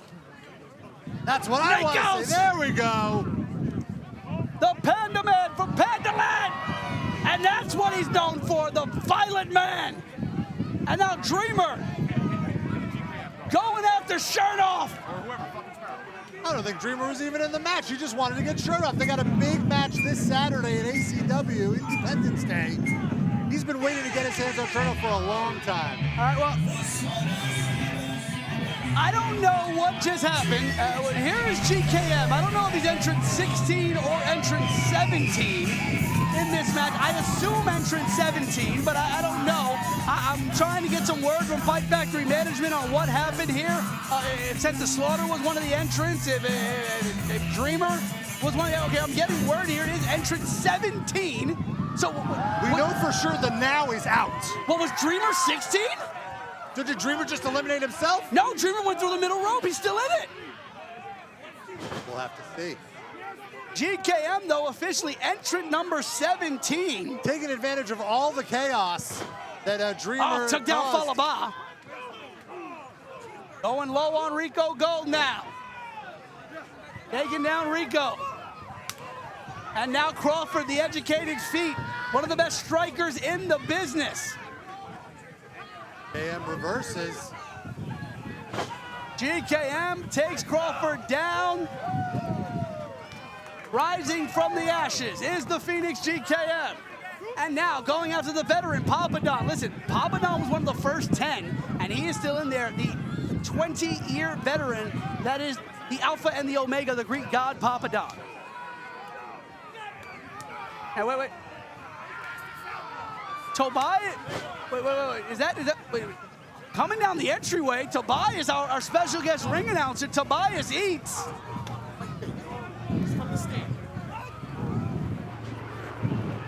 Now this is Mike Biggs. That's from the Mike set. Biggs. We were talking to him earlier, and Nikos Rikos snuffed him during our pre-show. Rikos was incredibly disrespectful. During the I remember they were at the Stand what? Comedy Club. You know what? I think I'm going to go take a closer look at this. Bro, what the hell are you doing? I Why gotta are go. all my I gotta commentary go. partners leaving me? I got to go. I got some trouble with Nikos. What do you said you were leaving Nikos alone? Mike Figs, who Nikos Ricos got into it with at the Stand Comedy Club, where Fight Factory Wrestling had the official press conference for War on the Shore 3. He didn't fight. Oh, Nikos! Nikos! Mike Figs has pulled Nikos over the top rope. Nikos Ricos is eliminated from the Battle Royal. Nikos is officially eliminated from the Battle Royal by Mike Figs. Well, he did invite him. I mean, that was Nico. Nico said, hey, come on down, personal invitation. And now he has been eliminated by Mike Figs. Nikos Ricos out of the Battle Royal. And now, here comes entrant number 18. The son of the sun, Leo Sparrow. I'm back, baby. Where'd you go? You said you were going to the ring. You didn't go to the ring. You weren't nowhere to be found. I was in the entrance ramp. I was making sure that Nico wasn't snuffing anybody else anymore. He made too many enemies here at Fight Factory. We all talked before the match. Made sure he wasn't winning this one. I'll just say that. Papadon, I think I just saw him go up over the top rope and get eliminated there. Papadon's been eliminated. The son of the sun, number 18, coming into the match. Now Leo Sparrow officially in now. We now have 18 entrants, but Tommy Dreamer, entrant number 16, I mean, he again, walked out through the middle rope to go after Josh Sermo. So technically, Tommy Dreamer still a legal competitor in this match. We'll have to get clarification from the Fight Factory officials. I was a little distracted. I wasn't able to reach out to them. But now my focus is on this match. Oh, there goes Judy Underwood. Sparrow, one of the hot new competitors on the scene right now, making a name for himself. I believe he won the ACW Cruiserweight title just a few months ago. And here he is. He's trying to make a name for himself in Fight Factory as well. Here you go. We got Leo Sparrow and GKM going at it with Kerr.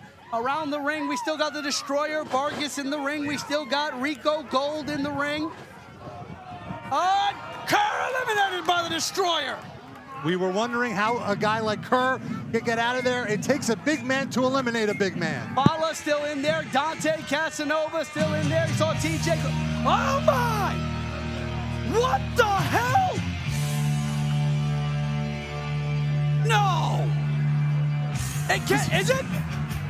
Casanova giving him some greets. Wait a minute, he might get Can it diarrhea be? from that. Get a camera on that entryway. I want confirmation. Is that who I think it is? It is! It's the All-Father! Darius Carter! The All-Father has debuted in Fight Factory Wrestling! And he's already making enemies, scaring children. This man holds multiple world championships, including being the long-standing Ashe Men's Champion. Darius Carter, bar none, one of the most highly regarded independent wrestlers, not only in the Jersey area, but the Northeast scene. This man has gone to war with anybody who is everybody. Heralded as one of the most underrated and unsigned talents in this business. The All-Father debuting at War on the Shore 3 as entrant number 19. And as much as Darius loves winning, he sure hates the fans. Now, Darius really loves the fans. Their hatred fuels him.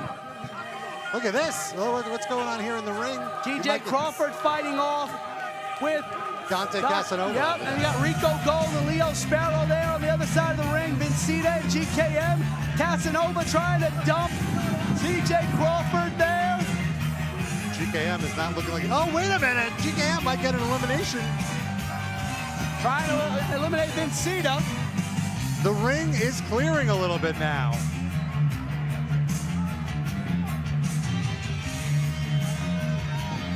Darius, I am in shock. And Darius is taking his time. This is a pro right here. He knows he's in no rush. This is a last man standing type of match. He doesn't have to get in the ring. No. There's plenty of eliminations to go. He can wait. Darius Carter could stand outside the ring and wait and wait. Wait, has it been a full 90 seconds? Are we getting another entrant?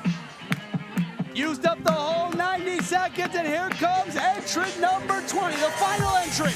And the Sink or Swim Battle Royal. It's the Ace of Space, LSG.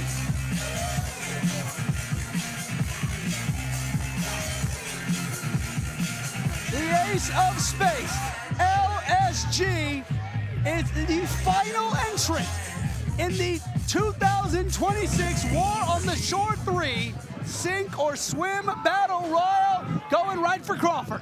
There's some guys in this match that have been wrestling for over 15 minutes, and LSG is fresh. He's got to be the favorite to win this. Carter and LSG, the freshest guys, and he just dumped Crawford right on the back of his head. And Crawford, look at Carter.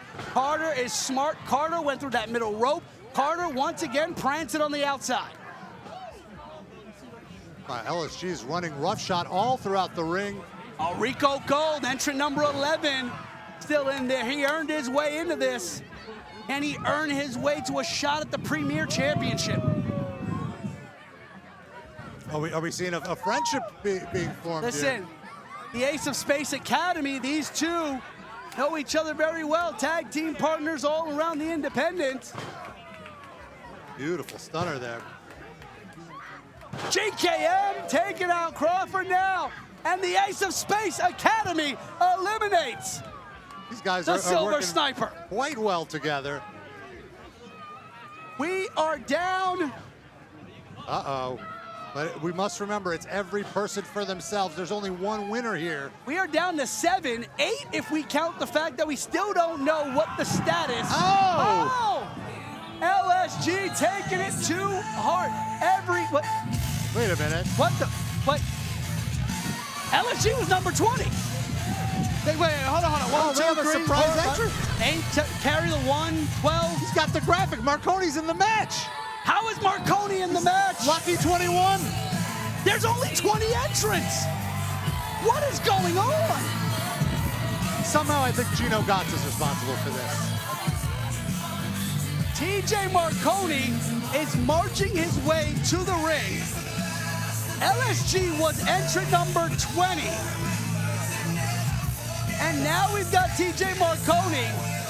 Is Marconi even on your sheet here? I didn't even know he was in this match. I'm getting word here that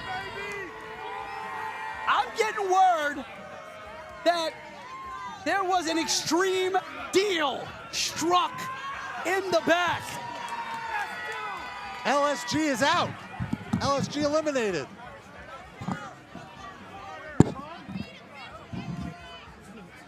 Now Marconi's in the ring. Wait a minute, he's shaking hands with Marconi. Has to be the favorite now. He's the freshest guy. Now Darius Carter actually gets in the ring.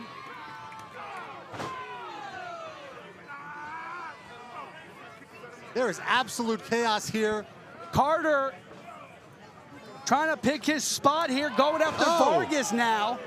Carter and Marconi before ran roughshod over the Indies years ago as members of the Crusade for Change. These two men single-handedly destroyed the independents to the point where there were companies who said, "We will not utilize you."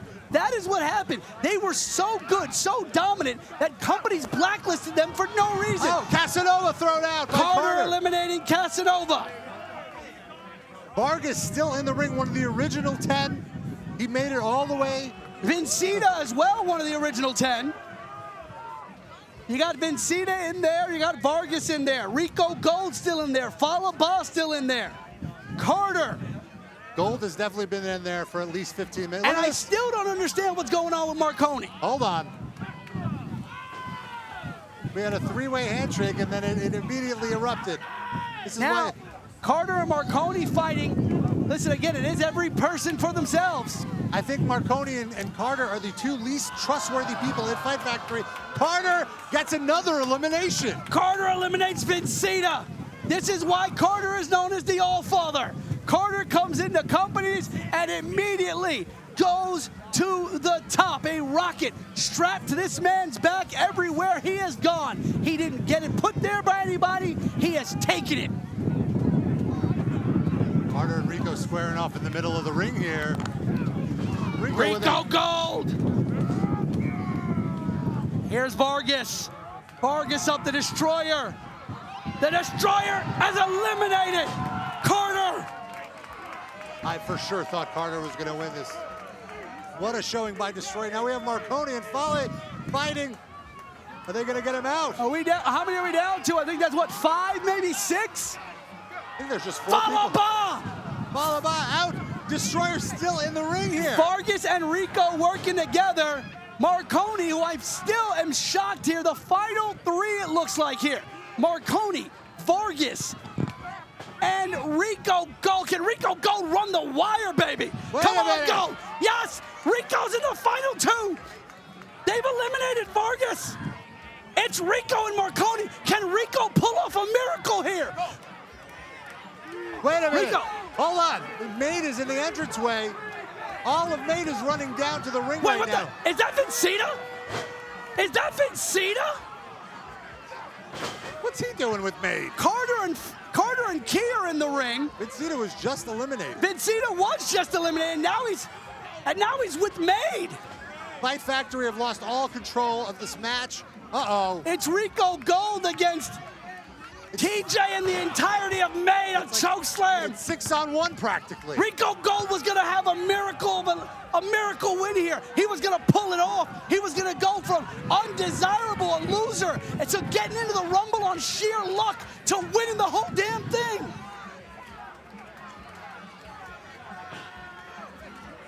Rico fighting back here, showing his last bit of energy. He's not going down without a fight, but Rico once again a massive chokeslam.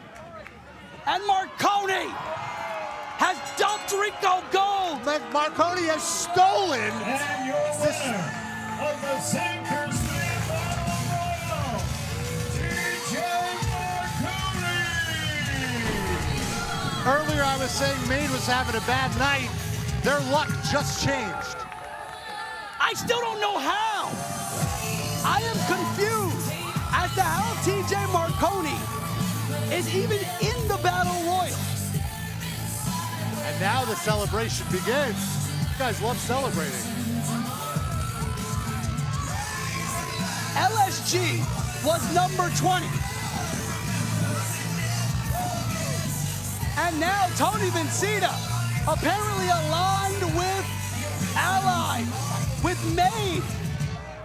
Earlier tonight we saw Lucky Leone come out with them, and now we've got Tony Vincita. From 3 members in Tommy D, we now got 4. We've got Lucky Leone. We've got... With every show, Made is getting stronger and stronger. I feel like a takeover is imminent for Fight Factory here. Listen, here's what I do know for a fact. I don't know how TJ got in this match. I don't know what's happening, but I know that TJ Marconi right now is the #1 contender for the Fight Factory Premier Championship. TJ! Jay Clark in the ring.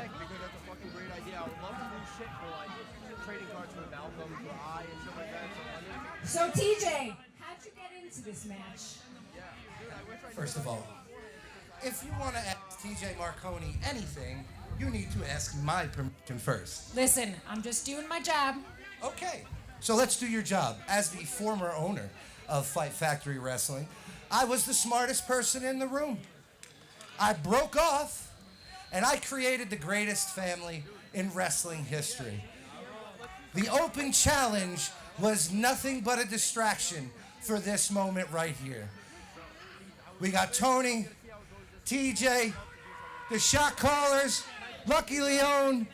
By this time next year, Every single person in this ring will be dripped in gold, and there ain't a damn thing any of you can do about it. Shay's your name?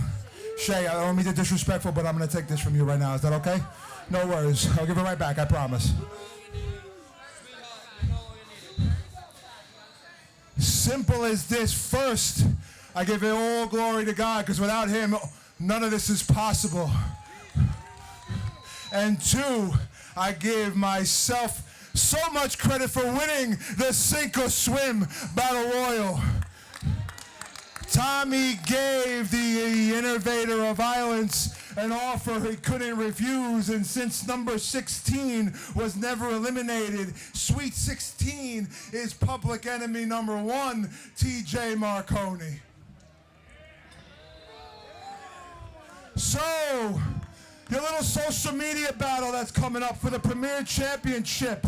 I want you to thigh slap. I want you to go spray tanning. I want Tribal Keith. I want the other guy, the guy with the weird teeth, Big Ben. Whoever wins, just know 6.5 feet tall, 350 pounds. I move around like a cruiserweight, and I hit as hard as a boxer. I am the greatest Italian American in professional wrestling today, and I am going to be the Premier Champion. Now, you got a story to tell.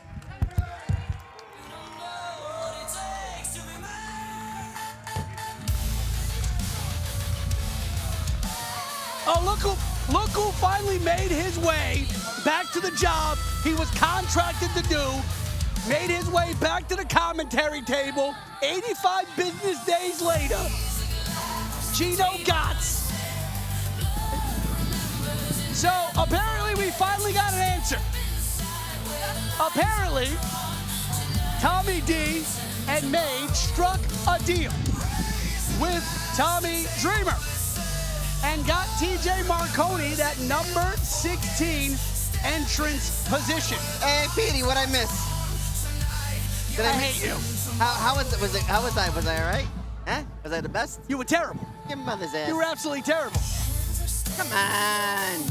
I know guys who referee in Ridgefield Park on a random weekday that were better than you. Stop it. But I will say this.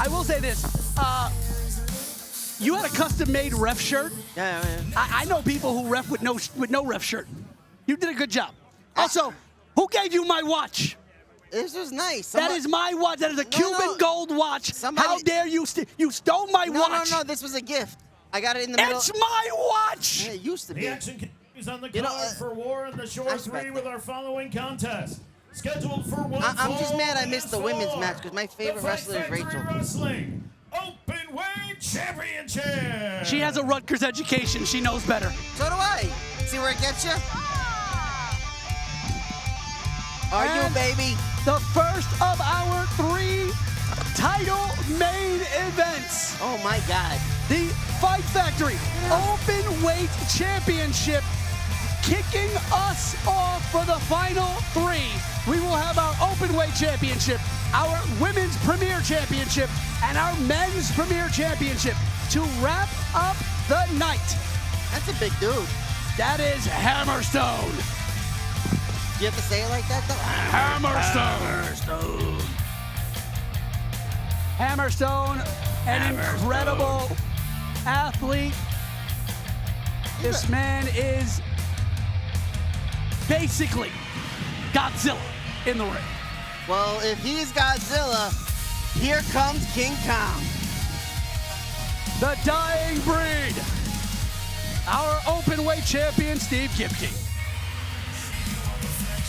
Steve Gipke won that championship. Now, Steve Gipke was the number 1 contender.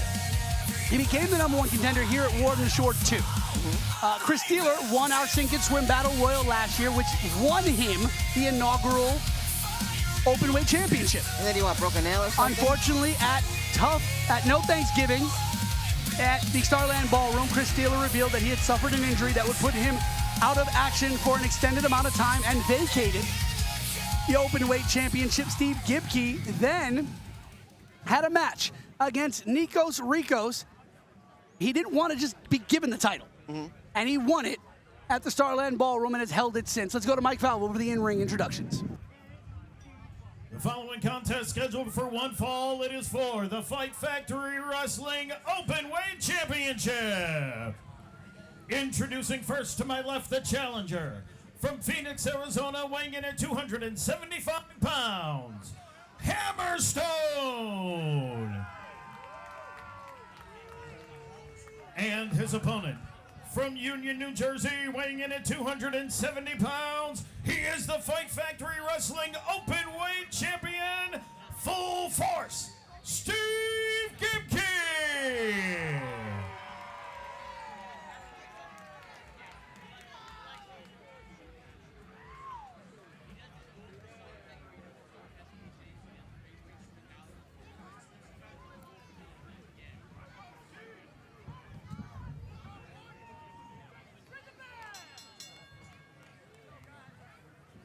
Here we go, King Kong versus Godzilla. And it is the first official defense of the Openweight Championship by Steve Gipke. Again, he won the title. Well, he won the title. Sorry, the second defense. I apologize. I apologize. Listen, it's been a long day. I've had a couple of drinks. I'm on the beach. The heat, it's Jersey, the fumes, all that stuff.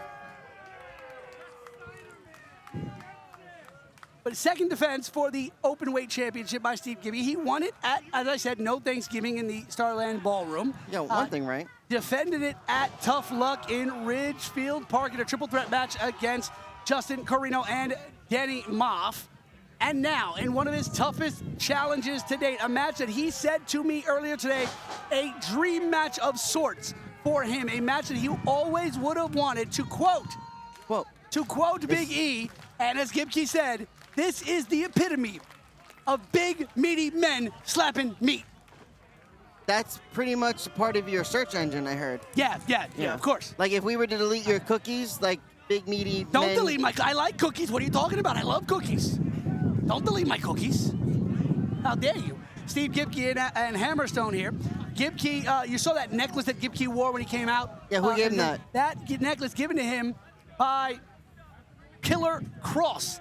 Oh, that's his psycho. Mentor called Steve Gipke the new wave of violence. You know, that's exactly what Steve Gipke needed. He's always been the white meat baby face. I'm a big tough guy, but he's never had that edge. He's never had that streak of violence. And now Killer Cross inducting him into the Hall of Violence. Hopefully, Steve takes that and he brings it here to Fight Factory and runs right over this, what you call him, big meaty man? He's a behemoth. That's what he is. Spell it. That man's pecs are bigger than your entire chest. You're making me uncomfortable. I mean, you know, it wouldn't be the first time someone's made you uncomfortable, Gino. Valid. Hammerstone now. Now, listen, don't get it twisted. Hammerstone may be a big jack dude, the bodybuilder type of wrestler, but Hammerstone can get down in that ring. He can technical wrestle. He's a power guy for sure, but he is not a one-dimensional wrestler. Are you saying Gipke is? No. Because I'll tell him you said that. I'm not saying that. I've seen Gipke at the gym. There's no one dimension about the guy. Gipke can go in that ring. He can fight with his fist. He can get down on the mat. But right now, he's feeling the pain that Hammerstone's bringing. Hammerstone has been around the world. He has fought the best of the best. He has won championships at the highest level. Steve Gipke now is trying to be that exact thing. He is trying to be the next evolution. He is trying to protect what he calls the dying breed of professional wrestlers. Well, that dying breed is staring him right in the face. Hammerstone epitomizes that dying breed. Well, you know, when he's talking about a dying breed, he's talking about these kids that are coming up with no respect for the business. They're not paying their dues. They're coming in. They're going through some... covered by Hammerstone here after that vicious whip into the corner. Go ahead. I taught Steve how to count like that. No, you didn't. I did. No, you didn't. But Steve, with a dying breed, he's talking about these kids that are coming up. They didn't come in the right way. And people like Steve Gipke, Hammerstone, Moff, Donovan, they are trying to beat some respect into these kids. 100%. And listen, Gipke is a veteran. Many people don't realize Gipke's been around for a while. again, I've said it a lot tonight, the miles in the matches, right? He's been around, the resume is there. But Gipke has also spent a lot of time in the bodybuilding world, on the competition circuit. So he split his time between professional wrestling and professional bodybuilding. Well, he might have split his time, but he's definitely not wasting one on the other. Hammerstone, beautiful. The bodybuilding and the weightlifting is what brought him to this game at this level. Correct. What a moment. What a notch in the belt it would be for Steve Gipke to defeat Hammerstone here at War on the Shore 3. And once again, Hammerstone turning Gipke inside out with that suplex. Hammerstone looking like a jacked up Judge Doom right now. I'm waiting for corn on the cob to pop out of his eyes. If that happens, I'm getting on the Garden State Parkway and doing 90. All right, I'm out of here. If that happens, I've had way too much to drink today. Gipke cutting off Hammerstone, but Hammerstone, again, those clubbing blows, those vicious shots across the back. Hammerstone, listen. He's an angry dude. You watched, oh, big spine buster there by Gipke. You watched the Rocky movies, of course. I've seen him once or twice. And we know what happens. Rocky gets older, what do they say? Can't train like you used to. You need to make some hurting bombs. Right. Every time that he said, every time you hit him, you want your ancestors to feel it. That's what happens when Hammerstone hits you. When Hammerstone hits you, generations behind you felt that. Right. Gipke's grandkids that aren't born yet right now are just hurting, and they don't know why. Gipke now going after Hammerstone in the corner, big uppercut. Suplex by Gipke, getting the mass of Hammerstone up and over cover. And a kick out by Hammerstone. I'm not sure what Gipke is all complaining about. I don't know why he thought a suplex was going to keep Hammerstone down. Now Gipke going. Gipke was setting Hammerstone up, maybe for that Hell Hammer. You know, there's a dark side to Steve Gipke that not a lot of people know about. I've heard rumors. I've heard a thing or two, too. Oh, here we go. Look at that once again. Dragon suplex, but Gipke back on his feet. Right on the cervical spine. And a massive choke slam. One arm choke slam. We've got a new champion. No! Gipke kicks out. Massive choke slam by Hammerstone. You know, Gipke popping up.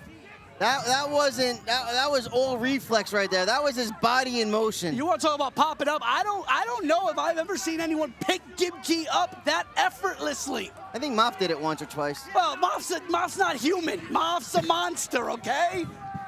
I could take him. Yeah, okay. And now, Hammerstone setting Gipke. Oh, Gipke! Small package. Hooks him. I don't think I've ever seen Gipke give a small package in his life. Ah, back fist. And we know that Hammerstone is prone to that back fist. And Hammerstone firing up, but Gipke, clothesline, takes Hammerstone down now, once again setting up. Can he get him? Hellhammer! Covered by Gipke! And still! He got him! Woo-hoo-hoo! Factory Wrestling Openweight Champion, Steve Gipke!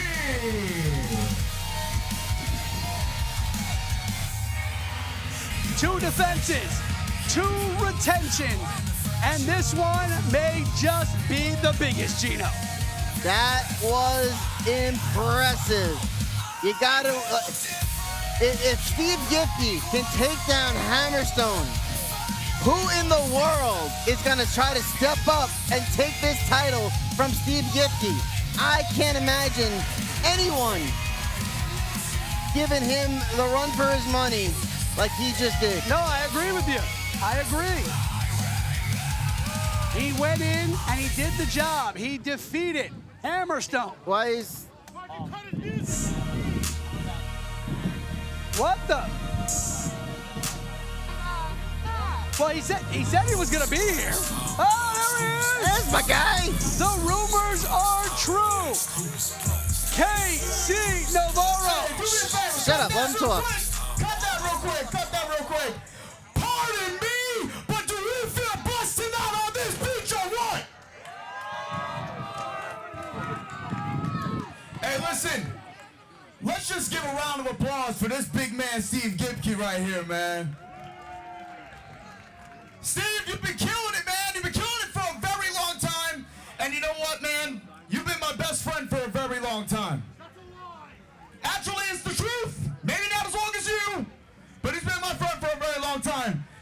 As a matter of fact, Steve saw me before I even became anything, before I got to say that I get to wrestle on TV every Thursday night. And Steve, you played a big role in that, man. And you know what the unfortunate thing is nobody takes notice of how good you actually are.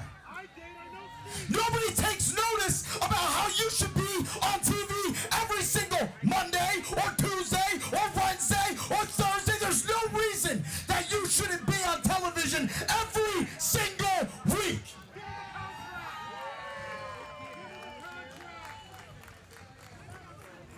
You know, 2 years ago, I was a part of the very first main event here at War on the Shore.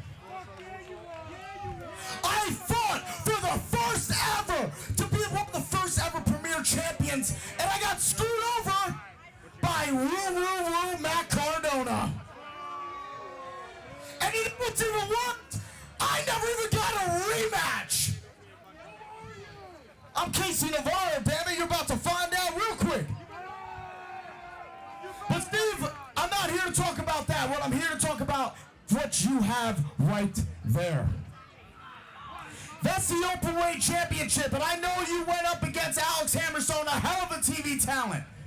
But the thing about that Openweight Championship, it kind of reminds me of the one title I'm going after, the TNA X Division Championship, which means there's no limits, no weight limits. You can face anybody. You want the best, brother, I heard you. You want the best, brother, you're looking at the best. So the next time that Fight Factory has a show, gonna kind of set the challenge right now. I want to fight you for this. You want to call yourself one of the best? Then why don't you beat me?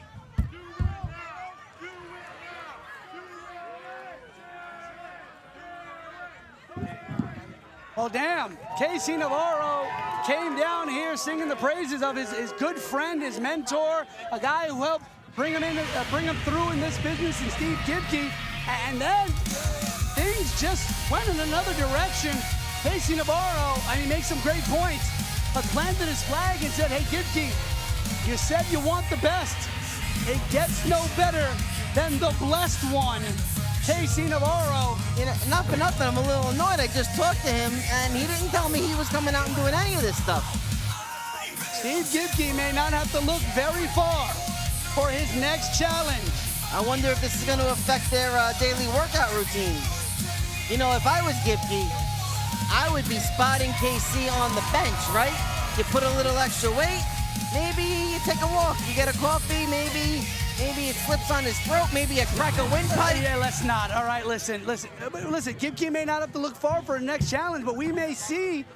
What? Could we possibly see the TNA X Division champion becoming the next Openweight champion? That would be sweet.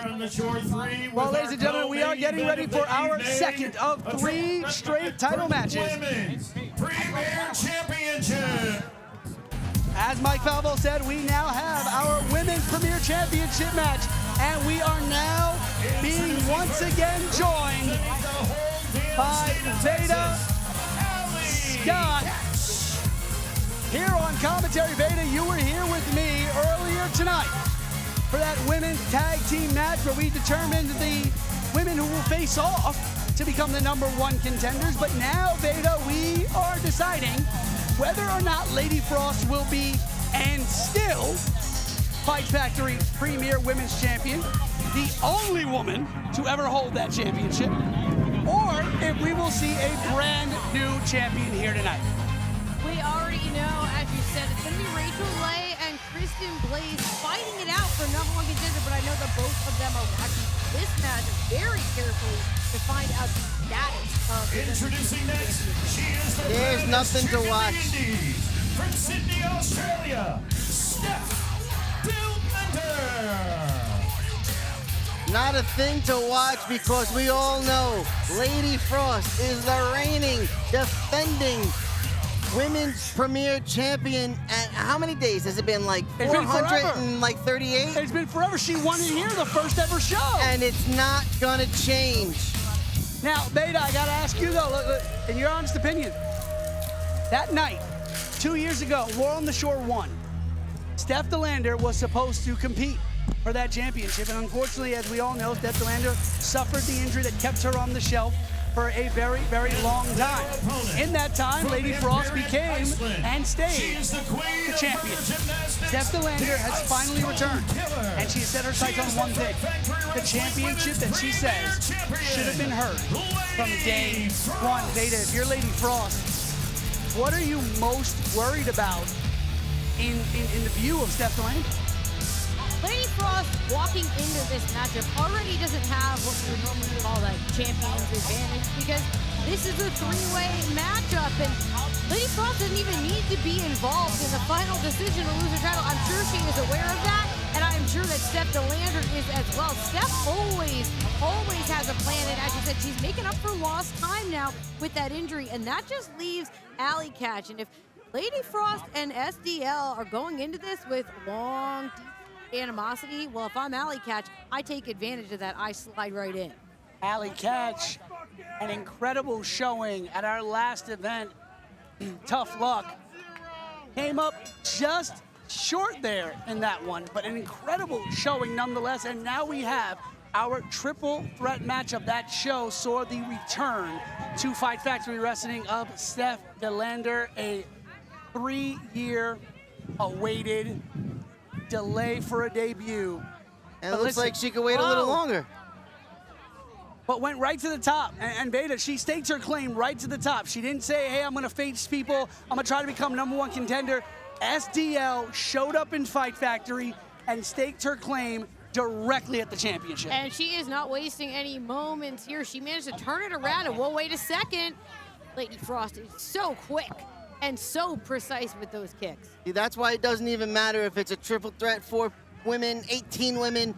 Lady Frost can come off the top rope within seconds and break up any pinfall and get her own at any point in this match. Whoa, and now it's Lady Frost and Allie Katch. They're working together here to take down Steph.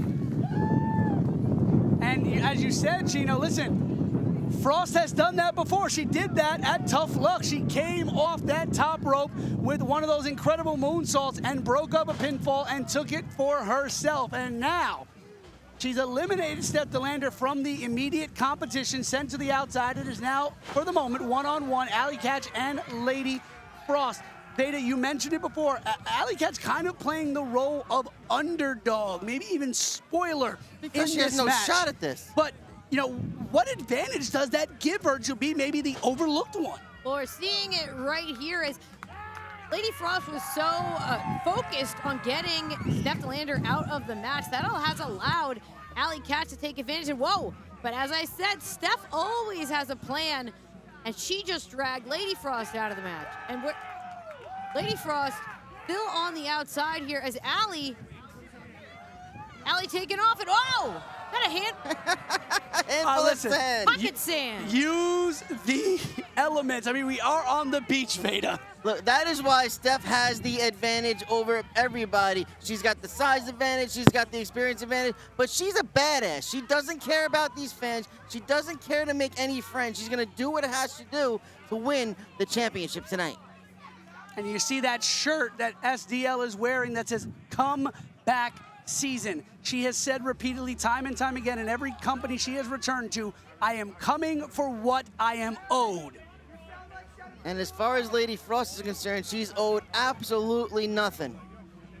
Frost has held that championship since our debut show. And Veda, at what point did maybe you start to, I'm not saying that Frost is taking it for granted, but at what point do you start to kind of like run through the paces? She's been champion since the very first show, has won every defense that she's been in. You know, she kind of, you know, feels secure with that championship. Well, right now, Lady Frost is out on the outside, and she can think about that and decide if she wants to try a different strategy here, because it's looking real good for Steph DeLander. Cover by SDL on Alley Catch. As Veda said, in a triple threat match, you do not have, the champion does not have to be pinned, submitted, or even a part of the decision. Lady Frost could lose her championship to Alley Catch or SDL and not even be involved in the actual final decision of the match. Oh, got Alley tied up in the ropes.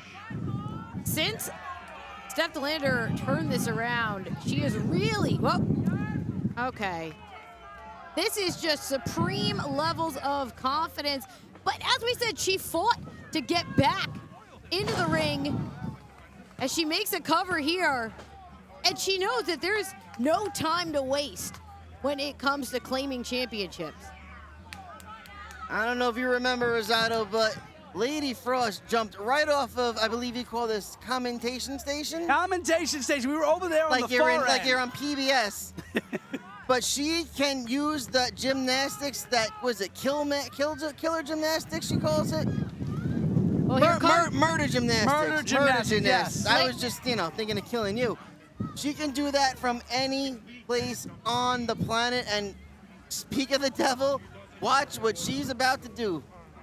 Whoa, Lady Frost. And Alley and Steph, they turn their backs on Lady Frost, and that is a mistake. Oh, what a kick. Steph DeLander has the size advantage, but that does not stop Lady Frost from kicking her square in her teeth. Got to see a snowball fight, and it was really, really hot all day here today. Lady Frost dropped it. No, thought she was going to drop the temperature, but she is just about to get dropped by Alley Catch. Going for that razor's edge-like maneuver there. Frost gets out of it. And this is classic Alley Catch here, going corner to corner.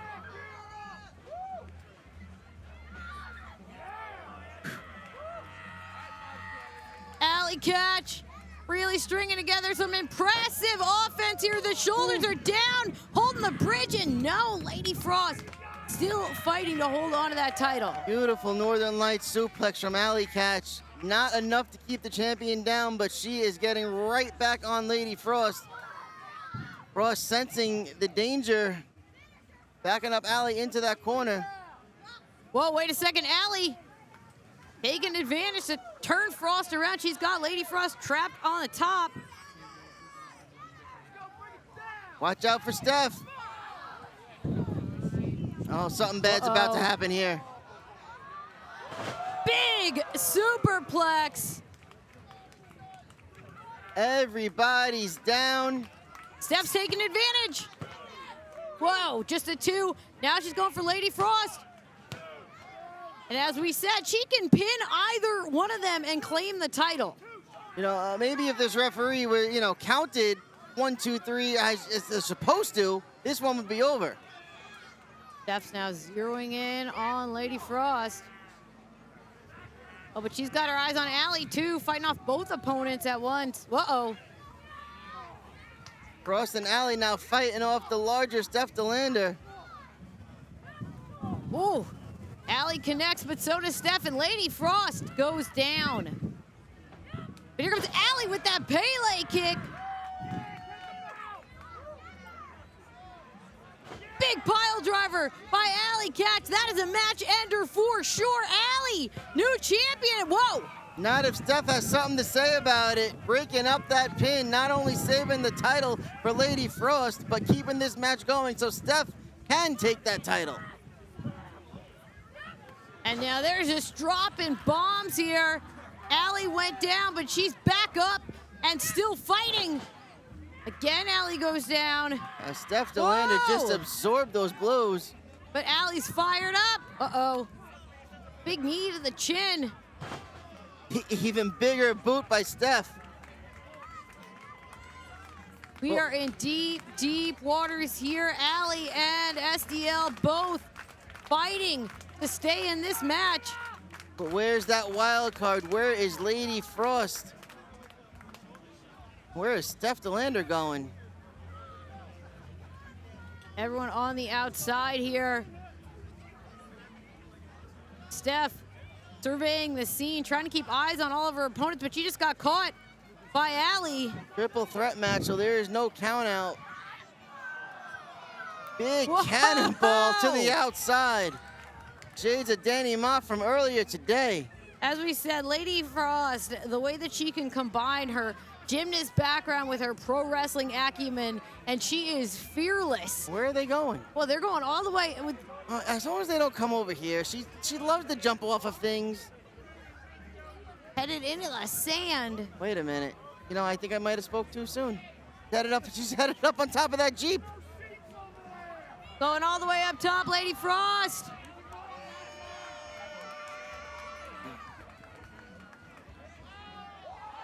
Oh, and taking everyone down. Right off of that Jeep by one of our sponsors. It'd be really good if I took any notes and remembered who the sponsor was. Well, I'm sure we can put a graphic up for later. Lady Frost really laying it all on the line. And now just dragging Steph and Allie back, not back to the ring, even further away down the beach. She wants to go jump off something else. Anything she can find to climb and then jump off of is she's gonna do. But the only thing what is going on? Oh, again, flooring Allie. And where are they going? Yeah, they're going back out to the sand here. Even further. They're headed towards the. Are they headed towards the ocean? There's no lights out there. They're headed towards the. I mean, like, we are literally on the beach. They're headed towards the waves. Whoa! Look, you can see it. You can see the edge of the water. One of these girls is about to sleep with the fishes.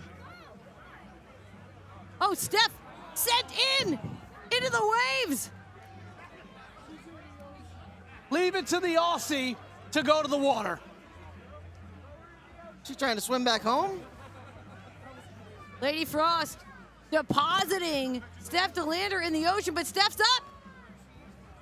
And Steph's back down. It is difficult to walk on the sand.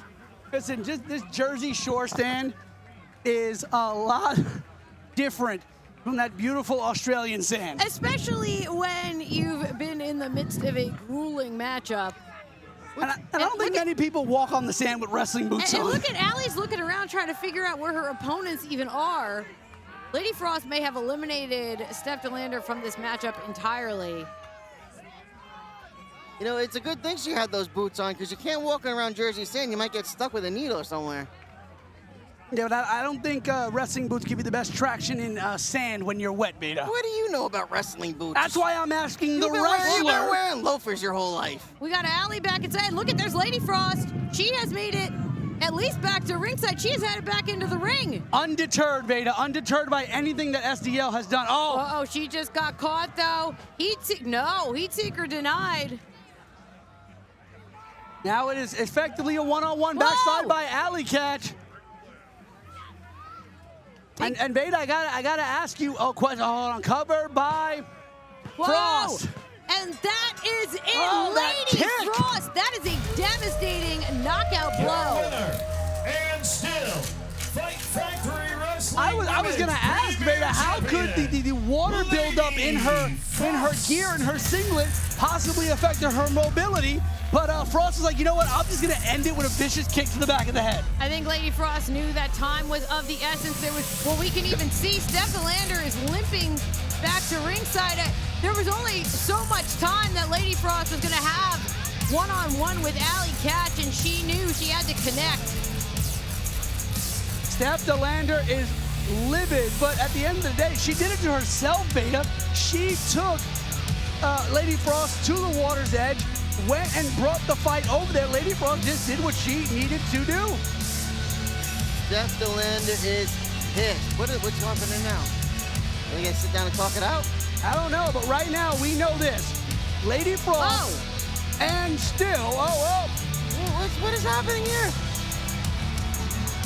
Little revenge here, I think, for Lady Frost. Because as you said, Steph has been talking trash for a very long time. What does she have? A bucket? Is that a bucket of ice? Dang, cut the music. And yeah, you saw what she said. The beautiful words. If you could not read the lips of our champion, Lady Frost, this is for Rebel. Those of you who have not been paying attention in the wrestling world. Get the camera off. Tanea Brooks, a.k.a. Rebel, and her fight with ALS. All of us here at Fight Factory send our love, our support, our strength every single day to Rebel. And let's include Jeff Cannonball in that as well. Yes, Jeff Cannonball as well, here local to the New Jersey scene. What they are living with and fighting through every single day.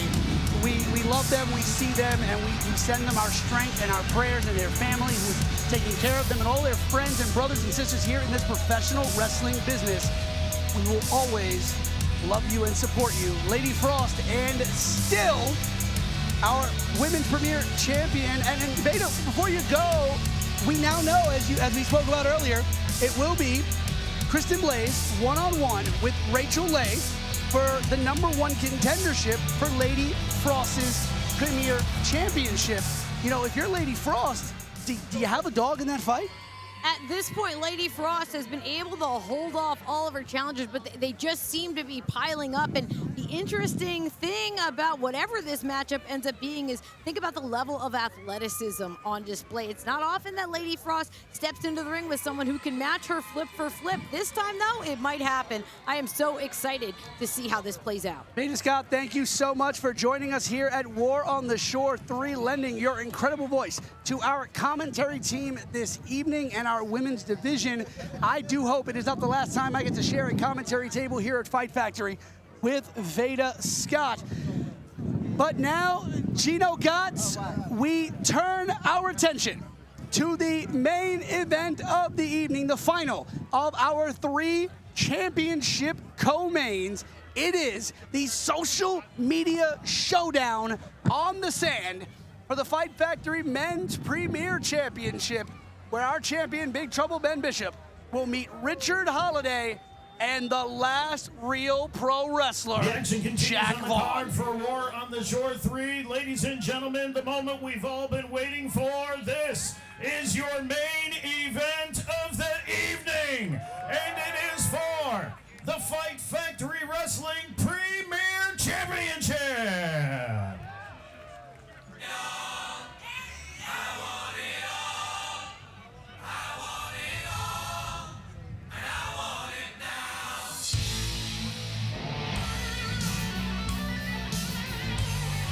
Introducing first, from Cincinnati, Ohio, weighing in at 240 pounds, here's the last real professional wrestler, the veteran, Jack Vaughn.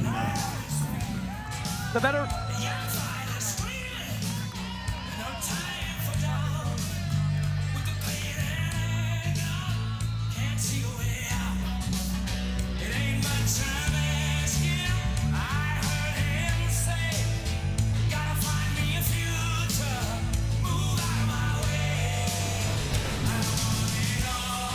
What are we not commenting on? I didn't catch it, so I want to make sure I don't mess up.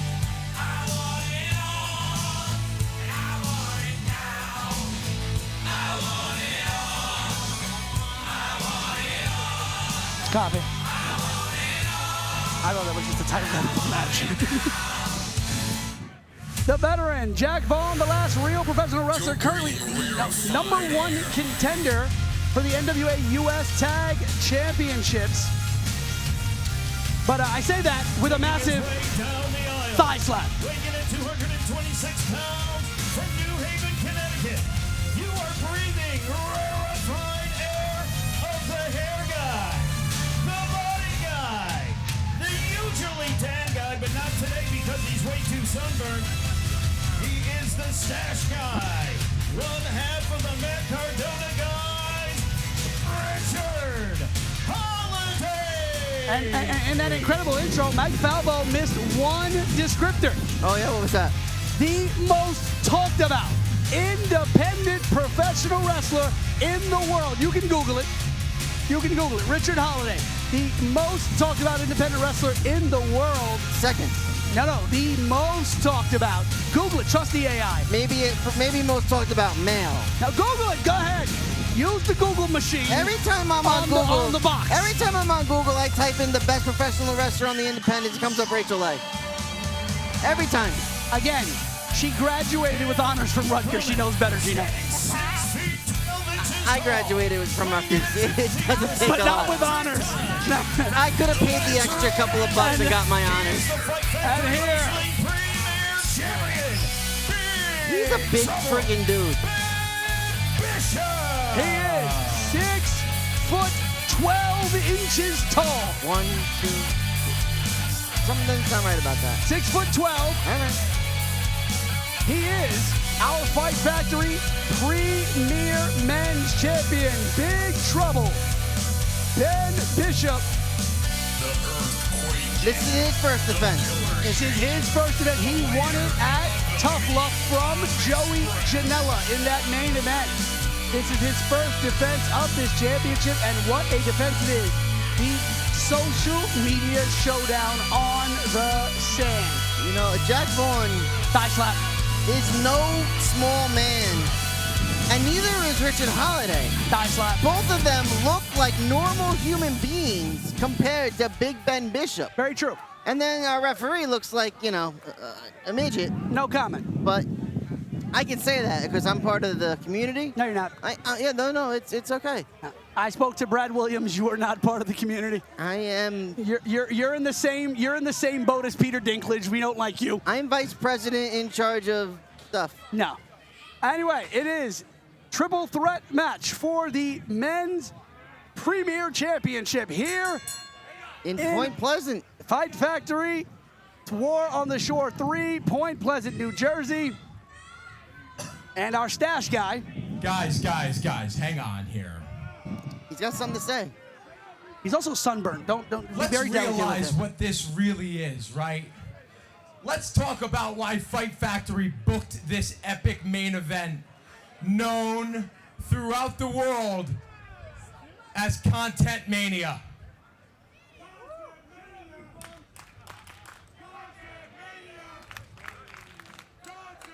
It's Content Mania. That's why they booked it. Because we are the 3 most popular guys on social media. Recently, I just passed you for Instagram followers, so I have the most. But regardless, we all have a lot.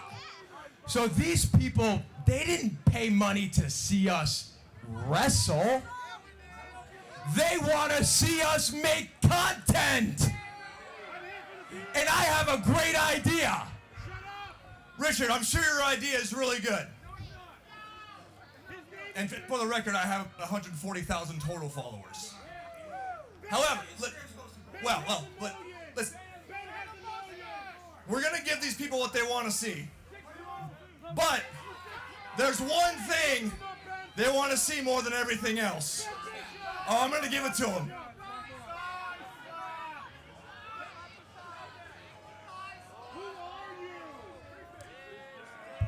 All right, boys. I know what they want to see. Point Pleasant, you know what you want to see. That guy knows what he wants to see. And you all want to see Ben.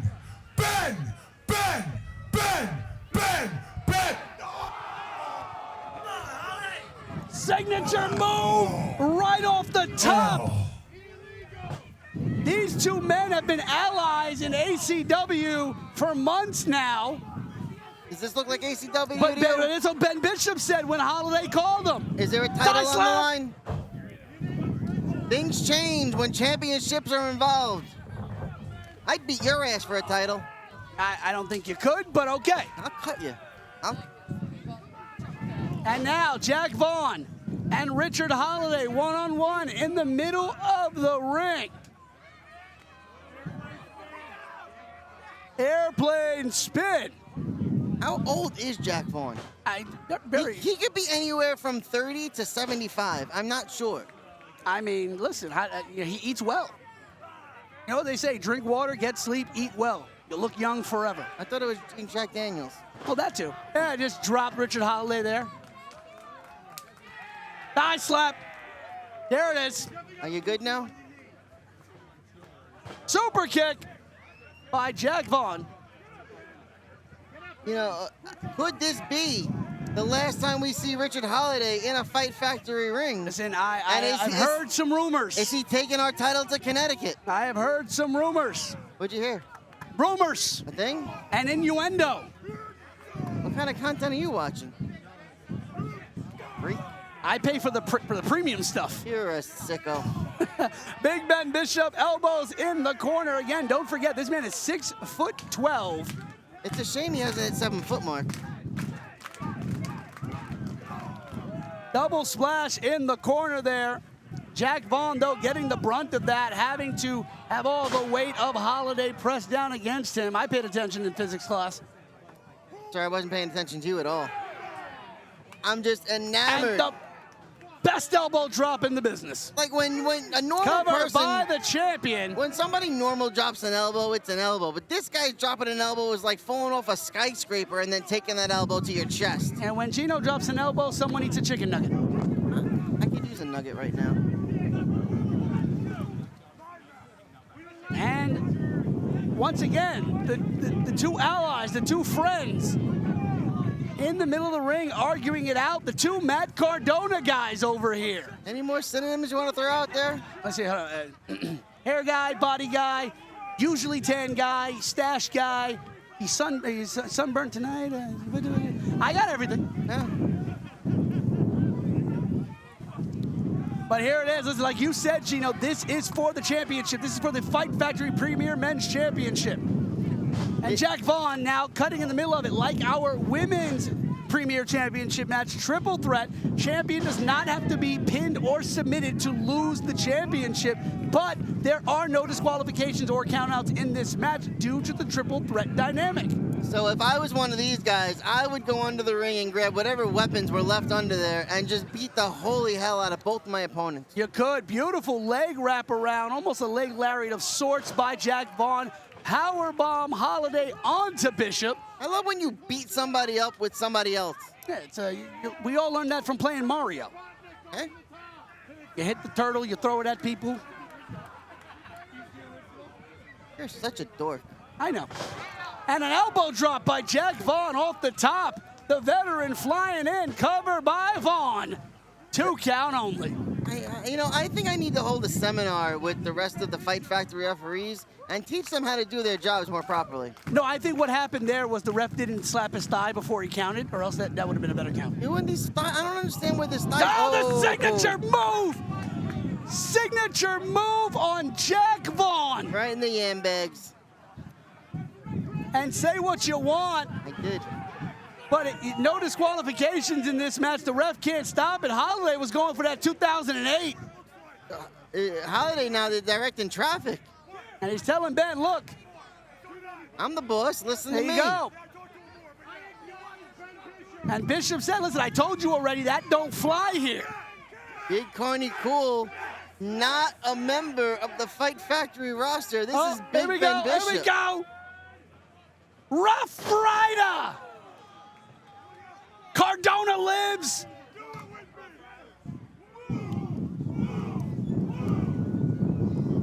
And now a boot wash by Ben Bishop.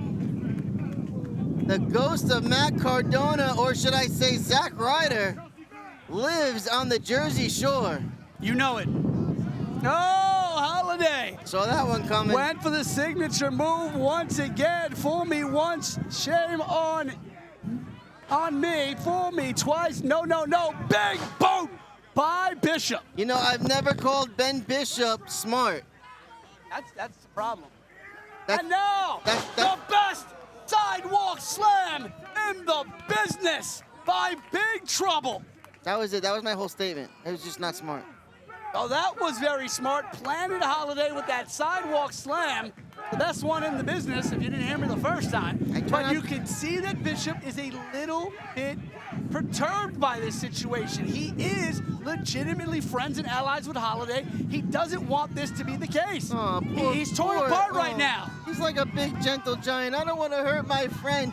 Look, you pansy. Put him in the ground, take your championship, get the money, and leave. Do it! He says, Kill "I'm sorry. him! I love you." Oh, what a pansy. Shades of Flair and Michaels. And the referee is the signature move. Bing bong. You were waiting for that. What's That's- that? Now what? Wait a minute. Whoa, whoa, whoa. Is Diddy here? Wait. I heard the stories. It is him. He's here. It's Tommy Invincible. Oh, I gotta go. Why? Why? Do you feel it, Gino? I feel sick. I feel invincible, bro. I want to kill everybody I see right now. If I could drop a bomb right here on the beach and take everybody out, That is pure adrenaline running through your veins, brother. That's Tommy Invincible. That is the Invincible effect. Tommy going. Running knee. I'm gonna puke all over you. Here we go. Drop him. You know, he went bald at 19. Shut up, Gino. Here we go. You can't hurt me. Oh my God. Dropping the knuckles. That might be the dumbest tattoo I've ever seen in my life. And Sweet Sin. Sweet Sin on Holiday. Oh man. You know he walks. Payback is sweet revenge. You know he walks around the streets like that. You know that, right? Oh, but Ben, goozle him through hell. Gozo. Yeah, there's your invincibility guy now. Your Mario star ran off. Doot, doot, doot, doot, doot. One life over. It was fun while it lasted. Oh, Jack Vaughn, Spine Buster. Taking advantage of the circus that just went on here. Oh, Vaughn. Not Vaughn enough to keep Big Ben down. Vaughn brought that Spine Buster out of the Arn Anderson vault. What is Vaughn calling for here? Vaughn. Oh, went for something there. Gozo gimmick. Covered by Bishop.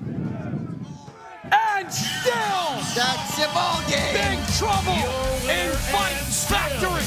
Fight Factory Wrestling Premier Champion, Big Trouble, Big Bishop.